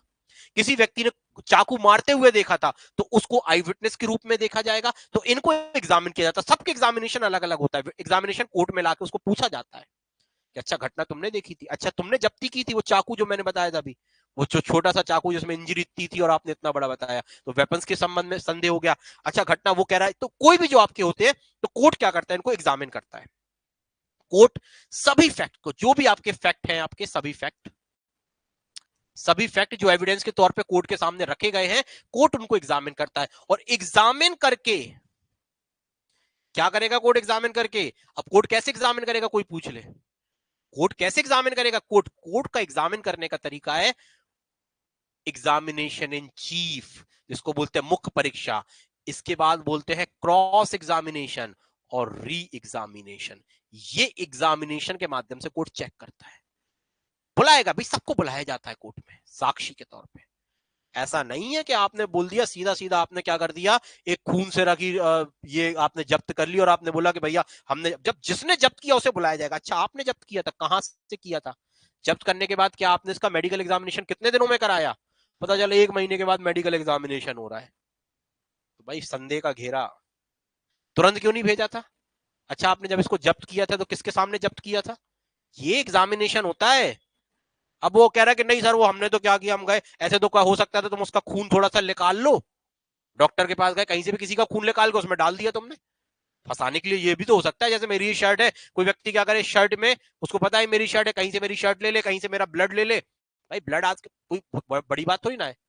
डॉक्टर के पास गया, डॉक्टर ने ब्लड निकाला टेस्ट के बहाने और उसने इसी में डाल दिया, कह रहा कि देखो इन्हीं का तो खून है, उसी का तो खून यहां मिल गया। तो भाई कहां जब्ती की, कैसे की, उसको कब तुमने भेजा? तो उनका होता है एग्जामिनेशन चीफ जो समर्थन में होता है, और इसका होता है क्रॉस एग्जामिनेशन जिसके माध्यम से उस विटनेस की क्रेडिबिलिटी को चेक किया जाता है कि ये कितना क्रेडिबल है, और क्रेडिबिलिटी अगर होगी तो ठीक है, अगर क्रेडिबिलिटी नहीं है तो फिर आपका कोई सवाल नहीं होता। इसके बाद हम क्या करेंगे, इनको करेंगे court have to weigh evidence. और बात क्या है, कोर्ट को केवल ये नहीं देखना कि कितने साक्ष्य आए, ये नियम बड़ा इंपॉर्टेंट, अभी हम आगे भी डिस्कस करेंगे। कोर्ट को जो एविडेंसेस आएंगे इनको क्या करना पड़ता है, वेट करेगा कोर्ट। वेट मतलब कोई तराजू से वेट नहीं करेगा, आप बोलोगे तराजू लिए बैठा रहेगा, वो नहीं हो न्याय की मूरत जिसे हम कहते हैं, वो वाला वेट नहीं है ये। वो उसकी आंखों में कट्टी पट्टी क्यों बांधी है, कि वो इसकी आंखों में जो एक जनरली जो पहले पट्टी बंधी थी उसका मतलब क्या था, उसका मतलब था कि वो आपको देख नहीं रही कि सामने कौन खड़ा है, सामने कोई गरीब खड़ा है, अमीर खड़ा है, कितने लोग खड़े हैं, एक पक्ष में तो एक ही व्यक्ति खड़ा है, एक पक्ष में तो 1000 व्यक्ति खड़े, ये नहीं देखना हमें। तो आपके वेट ने जो एविडेंस है उसको वेट करना है, कितना दमदार है। हो सकता है एक व्यक्ति का एविडेंस 1000 लोगों पर भारी पड़ जाए, हो सकता है 1000 लोगों का एविडेंस एक व्यक्ति पर भारी ना पड़े, कुछ भी हो सकता है। एविडेंस को काउंट नहीं करना है, हमें क्या नहीं करना है, काउंट नहीं करना है, ये नहीं करना है काउंट, हमें क्या करना है, उसको सिर्फ और सिर्फ वेट करना है। तो ये वेट कौन करेगा, कोर्ट करेगा, विश्वसनीयता के आधार पर, कितना दमदार एविडेंस है, रियल एविडेंस है तो वेट ज्यादा है। रियल एविडेंस के आधार पर एग्जामिनेशन किया, एग्जामिनेशन में भी खरा उतरा, आदमी नहीं बोलता चेक किया खरा सोना है, सारे ठोक बजा के देख लिया हमने, जैसे उसको ठोक सकते थे, बजा सकते थे। सामने वाले ने 2 दिन उससे क्रॉस एग्जामिनेशन किया, हर पॉइंट पे एग्जामिनेशन किया, जैसे कर सकता था वैसे किया एग्जामिनेशन, लेकिन सामने वाला तो बिल्कुल हिला ही नहीं। तो क्रेडिबिलिटी बढ़ गई आपकी, क्रेडिबिलिटी बढ़ती गई मतलब आपका वेट बढ़ गया। अब एक व्यक्ति झूठा है, हमेशा वो झूठी गवाही देता है, उसका काम ही है झूठी गवाहियां देना, पैसे लेके झूठी गवाही देता है। यहां भी पता नहीं क्या क्या बता रहा, उस दिन कह रहा घटना देखी, अब कह रहा नहीं देखी, उस दिन कह रहा कि जब घटना वो व्यक्ति कर रहा था उस दिन लाल शर्ट पहना था, आज काली शर्ट बता रहा है, उस दिन कह रहा मोटरसाइकिल से आया था, आज कह रहा पैदल भाग गया था। क्या क्रेडिबिलिटी बनी तुम्हारी? कोई क्रेडिबिलिटी नहीं बनी। तो हमें आपके ये नहीं गिनने के कितने आ गए, आए तो 50 विटनेस थे लेकिन उनकी क्रेडिबिलिटी नहीं थी, लेकिन हो सकता है एक विटनेस आए और उसकी क्रेडिबिलिटी बन जाए। तो ये कोर्ट एग्जामिन करता है कि उनकी क्रेडिबिलिटी कितनी है, और क्रेडिबिलिटी के आधार पर कोर्ट आपको मामले को डिसाइड करता है। कोर्ट कोर्ट डिसाइड करेगा, मैं भी बताऊंगा अभी आपको। कोर्ट डिसाइड करता है एक्चुअली, मेनली प्रोसिक्यूशन के ऊपर रहता है, प्रोसिक्यूशन कैसे पेश करना चाहता है। तो प्रोसिक्यूशन क्या करता है, प्रोसिक्यूशन में उनको देखो, अगर आप 50 के 50 पेश कर रहे हो और 50 फिर अगर उनकी क्रेडिबिलिटी खराब हो रही है तो फिर दिक्कत में आते हैं। पुलिस क्या करती है, पुलिस तो सबको बना देती है। जैसे एग्जाम्पल के तौर पर आप बताइए, जैसे एक घटना, ये क्लास है अपनी, ठीक है, ये क्लास का गेट है, ये क्लास है, मान लो ये टीचर पढ़ा रहा है, यहाँ पे ये मैं खड़ा हूं, यहाँ पे बच्चे बैठे हुए हैं, ठीक है, ये मान को यहाँ पे क्लास में कितने बच्चे, 50 बच्चे बैठे हुए हैं। बिल्कुल पीछे कोई घटना हो जाए, एक व्यक्ति, मैं ऐसे देख रहा हूं, आप लोगों की पीठ क्या है, पीछे है, एक व्यक्ति ने दूसरे को चाकू मार दिया और भाग गया। जब तक आप लोगों ने पीछे देखा तो आप लोगों को केवल एक व्यक्ति पड़ा मिला, डला है, ले डाउन है, ठीक है। आपने घटना नहीं देखी, मैंने घटना देखी। पुलिस वाला आया, बोले कहाँ घटना हुई, पुलिस वाले को फोन आया, ये क्या हुआ, बताया भैया ऐसा ऐसा हो गया, ऐसा ऐसा। उसने मेरे कथन लिए 161 के कि आपने घटना देखी, मैंने देखा। मैंने कहा हाँ भाई, मैंने खड़ा पढ़ा रहा था, घटना देखी, एक व्यक्ति ने आके बी को मार दिया, आप उसको जानते हो? मैंने बता दिया कि हाँ शायद ऐसा ऐसा व्यक्ति, नाम जानता था नाम बता दिया, नहीं तो हुलिया बता दिया। आप लोगों से पूछा, आप लोगों ने देखा? तो आप लोगों के देखा नहीं, आप सबके 161 के बयान दे दिए, सबके लिखवा देता है 161 के पुलिस वाले तो सब। अब जब कोर्ट के पास पहुंचा तो कोर्ट देख रहा है। अब आप लोगों ने जब देखा नहीं तो आप लोगों ने मुझसे पूछा कि सर क्या हुआ, मैंने अरे वो इसने उसको मार दिया यार, बताओ यार ऐसा ऐसे घटना हो गई। आपने मुझसे सुनी सुनाई बात और आपको इसने विटनेस बनाया। कोर्ट क्या करेगा?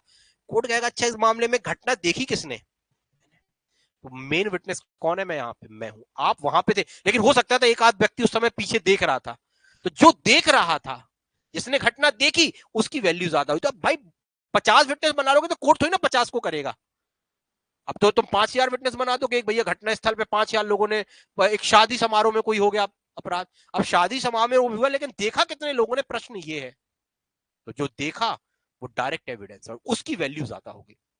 अब आप बोल रहे कि नहीं हमने उससे सुना था, इससे सुना था, वो तो हेयर से एविडेंस की कैटेगरी में चला गया ना। आपने अगर देखा नहीं था, वो मे भी सर्कमस्टेंशियल एविडेंस के दूर पे, हाँ गार्ड बाहर बैठा था, उसने एक को भागते देखा, तो दैट मे बी सर्कमस्टेंस। अब एक व्यक्ति, जब आप लोगों ने पीछे उसको देखा ही नहीं, आपने व्यक्ति को मरे हुए देखा, लेकिन आपने किसी भी व्यक्ति ने मारते हुए नहीं देखा, तो आप मुझे बताइए फिर आप क्या साक्ष्य दोगे? आप यही बोलोगे सर हमने देखा था, वो पड़ा था जो व्यक्ति, लेकिन हमने ये नहीं देखा किसने मारा।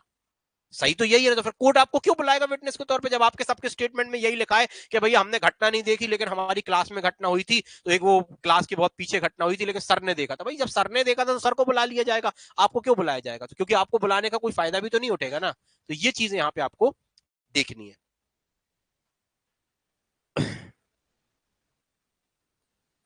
अब जज का काम क्या है? जज का काम यहां पे हम बात कर रहे थे। तो जो एविडेंसेस आए, कोर्ट ने क्या किया, उनको वेट किया, कोर्ट ने उनको एग्जामिन किया। मैंने वर्ड बोला एग्जामिन किया, कोर्ट ने एविडेंस को क्या किया? एग्जामिन किया। ये कोर्ट का काम है। इसी आधार पे आप कह सकते हो कोर्ट क्या करता है? एप्रिशिएशन ऑफ एविडेंस करता है। लिखिएगा, कोर्ट क्या करता है? Appreciation of evidence. ये किसका काम होता है एप्रिशिएशन ऑफ एविडेंस करना? कोर्ट का। एप्रिशिएशन ऑफ एविडेंस का मतलब होता है साक्ष्य होता है उसके गुण दोष की विवेचना करना। गुण दोष, उसमें कितने गुण हैं और कितने अवगुण है, गुण और दोष, एप्रिशिएशन को बोलते हैं इंग्लिश में।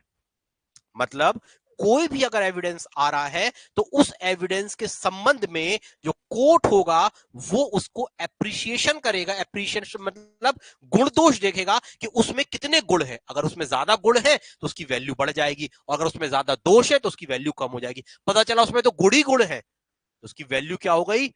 बहुत ज्यादा हो गई, उसका वेट बहुत ज्यादा हो गया। और पता चला उस एविडेंस में कोई भी गुण नहीं है, उसमें दोषी दोष है। तो अगर उसमें दोष ही दोष है तो फिर उस एविडेंस की वैल्यू क्या हो गई? खत्म हो गई। तो आप उसको इस प्रकार से कह सकते हो। यहां तक चीजें समझ में आई? इसके बाद अब हम थोड़ा सा पढ़ेंगे हिस्ट्री के बारे में। हिस्ट्री के बारे में हम कहां से पढ़ेंगे? हम पहली चीज पढ़ेंगे हिंदू एंशिएंट लॉस के बारे में। हिंदू एंशिएंट लॉ के बारे में, जहां पे हिंदू ग्रंथ की कुछ किताबें हैं, जिसमें यज्ञवल्क्य करके और नारद स्मृति करके दो किताबें हैं, जिनके बारे में मैंने आपको पहले भी उल्लेख किया है। ये जो दो किताबें हैं, नारद स्मृति और यज्ञवल्क्य, ये मेनली क्रिमिनल प्रोसीजरल लॉ है। ऐसे क्रिमिनल सब्सटेंटिव लॉ भी है, 3-4 किताबें। तो इन किताबों में एविडेंस के कुछ नियम बताए गए हैं, हम कल डिटेल में देखेंगे। इसके बाद अगर हम आ जाते हैं मुस्लिम लॉ को देखते हैं, तो मुस्लिम लॉ में भी एविडेंस के बारे में बताया गया है। और आज जो हमारा एविडेंस एक्ट है, इसमें देखो, अब अंग्रेज अगर ये क्रेडिट ले रहे हैं कि नहीं हमारे लॉज बनाए हुए हैं, ऐसा नहीं है। बहुत सारे लॉज, जब अंग्रेज तो भारत में आ रहे हैं ना 16वीं सेंचुरी में, और लॉज उन्होंने बनाना चालू किया है भारत में लगभग 18वीं सेंचुरी में। लेकिन हमारी अगर आप पुराने स्क्रिप्चर्स देखोगे, हिंदू सबसे पुराना अगर भारत में रिलीजन है तो हिंदू रिलीजन है भारत में। तो अगर मैं उनकी आपको किताबें बता रहा हूं, यज्ञवल्क्य या नारद स्मृति बता रहा हूं, तो यज्ञवल्क्य और नारद स्मृति में एविडेंस के नियम है, क्या है वो हम बात डिस्कस करेंगे। अगर इसके बाद हम देखें, सेकेंडली मुस्लिम आ गए, लगभग 10वीं शताब्दी के आसपास से मुस्लिम्स आने लगे थे और मुस्लिम शासकों ने बहुत सारा रूल किया। तो अगर हम उस प्रकार से भी देखें इंडियन लॉ पे, तो वहां पे भी हमारे कोर्ट्स में बहुत सारे पॉइंट्स मुस्लिम लॉ के भी हमें देखने को मिलते हैं। और मैं आपसे बताऊं, आज का जो हमारा जो क्रिमिनल लॉज हमारे यहां एप्लीकेबल हो रहे हैं, सॉरी एविडेंस एप्लीकेबल हो रहा है, बहुत ज्यादा तरीके से मुस्लिम लॉ का ही पार्ट है। मैं कल आपको पूरी चीजें बताऊंगा। ऐसा नहीं है कि आज जो हमारे यहाँ लॉज एप्लीकेबल, कुछ चीजें हैं जो हम उन चीजों को वैसे एप्लीकेबल नहीं करते, उनके रीजन भी बताऊंगा कि ऐसा क्यों एप्लीकेबल नहीं करते। लेकिन बहुत हद तक कुछ पार्ट्स ऐसा नहीं है भाई। अब आप कोई बोलोगे भाई लॉज किसने बनाया, सर जेम्स फ्रेडरिक स्टीफेंस ने बनाया, अंग्रेज थे, 1872 में बनाया। लेकिन 1872 के पहले क्या उन्होंने खुद से कहीं से बना दिया? उसके पहले भी तो प्रोविजंस थे ना, जो हिंदू लॉज के बारे में मैंने बताया, मुस्लिम लॉ के बारे में बताया। अब मुस्लिम लॉ को तो मैं बोल रहा हूं कि जो मुस्लिम लॉ के जो मेन पॉइंट्स थे, ज्यादातर आज यहीं पे एप्लीकेबल हो रहे हैं। अदालत, ये कहां के वर्ड है? अदल करना, अदालत, या ठीक है। जैसे आप अगर उसकी बात करें हिंदू स्क्रिप्चर्स की, तो लेख्या, ठीक है, न्याय सूत्र प्रमाण, साक्ष्य, भुक्ति, दिव्या, ये शब्द वहीं से शब्द उठाए गए और जिनको आज हमने यूज किया है। अगर हम, ठीक है, इसके बाद डॉक्यूमेंट को वहीं पे बताया गया, राज्य साक्ष्य, ठीक है, ससाक्ष्य, असाक्ष्य, ये सारे वहीं के वर्ड्स हैं। इसके बाद अगर हम मुस्लिम लॉ को अगर हम बहुत डीपली फॉलो करते हैं, तो अगर हमें देखने को मिलता है वहां पे शहादा, इकरार, करिया, यमीन, किताबा, ठीक है, ये चीजें हमें वहां से देखने को मिलती है, जिनके बारे में हम कल डिस्कस करेंगे। और फिर आ जाता है क्या, आखिरी में ब्रिटिश लॉ, इसके बाद आएगा ब्रिटिश लॉ, इनके बारे में भी डिटेल में पढ़ेंगे। तो ब्रिटिश लॉ ने कहां से हमारे लॉज बनना चालू हुआ था? एविडेंस एक्ट 1835 से चालू हुआ था। ऐसा नहीं है आपके सबको 1872 के बारे में पता है, मैं बता रहा हूं 1835 से बनना चालू हुआ था। इंडियन एविडेंस 1835 था, 1835 के बाद फिर 3-4 बार उसमें अमेंडमेंट हुआ, फिर सेम बार अमेंडमेंट हो रहे, तो उससे परेशान होकर अंग्रेजों में एक पूरा का पूरा नया कानून बना दिया 1872 में, जिसको इंडियन एविडेंस एक्ट बोला, जिसको सर जेम्स फ्रेडरिक स्टीफेंस और उनके साथ 6 लोग और थे, उन्होंने मिलकर उसको फ्रेम किया था। और इसमें जाते जाते बहुत सारे अमेंडमेंट हुए, जिसमें सबसे ज्यादा अमेंडमेंट सन 2000 के आसपास हुए आईटी एक्ट के माध्यम से। लेकिन समय को देखते हुए क्या किया हमने, फाइनली 2023 में नया लॉ लेके आए, जो 2024 में एप्लीकेबल हो गया, जिसे हम बीएनएस कहते हैं। तो कल तो एक हम हिस्ट्री पढ़ेंगे पूरी की पूरी, कैसे हम इन लॉसेस को कर सकते हैं, वहां से हमें समझ में आएगा। दूसरा हम एक चीज कल जो पढ़ने वाले हैं वो ये रहेगा कि बीएनएस और इंडियन एविडेंस एक्ट में अंतर क्या था और क्यों इनको लाया गया, और ये किन प्रिंसिपल्स पर ये दोनों लॉस। अब देखो, मोरलेस 95% सेम है, तो कुछ ऐसे सिद्धांत है जिस पर इंडियन एविडेंस एक्ट और बीएनएस बीएसए दोनों एक ही पर सिद्धांत है। जैसे बेस्ट एविडेंस लिए जाएंगे, बेस्ट एविडेंस का प्रिंसिपल क्या होता है, हेयर से एविडेंस नहीं लिया जाएगा। तो ऐसे कुछ प्रिंसिपल्स हैं जिनके बारे में हम कल जिक्र करेंगे। तो आज के लिए बस इतना ही। किसी को समझ में नहीं आया तो एक बार जल्दी से मैसेज करके पूछ ले, होपफुली सबको समझ में आ रहा होगा। फिर भी अगर कोई चीज समझ में नहीं आई है, यू कैन आस्क। आया अच्छे समझ में? यस और नो करके बताइए फटाफट। बहुत सारी चीजें, अभी तो केवल इंट्रोडक्शन, आपको पता है मैं 2-3 दिन में मेरा इंट्रोडक्शन ही कंप्लीट होगा, फिर डेफिनेशन करेंगे। आईपीसी का तो इंट्रोडक्शन चला था आपका 1 हफ्ते से ज्यादा। कुछ नए फैक्ट्स मिले? कोई नए फैक्ट्स मिले किसी ने, जिस क्योंकि पढ़ तो सारे लोग चुके हैं, जो ऑनलाइन है मोस्टली सारे लोग पढ़ चुके हैं, तो कोई नए फैक्ट मिले?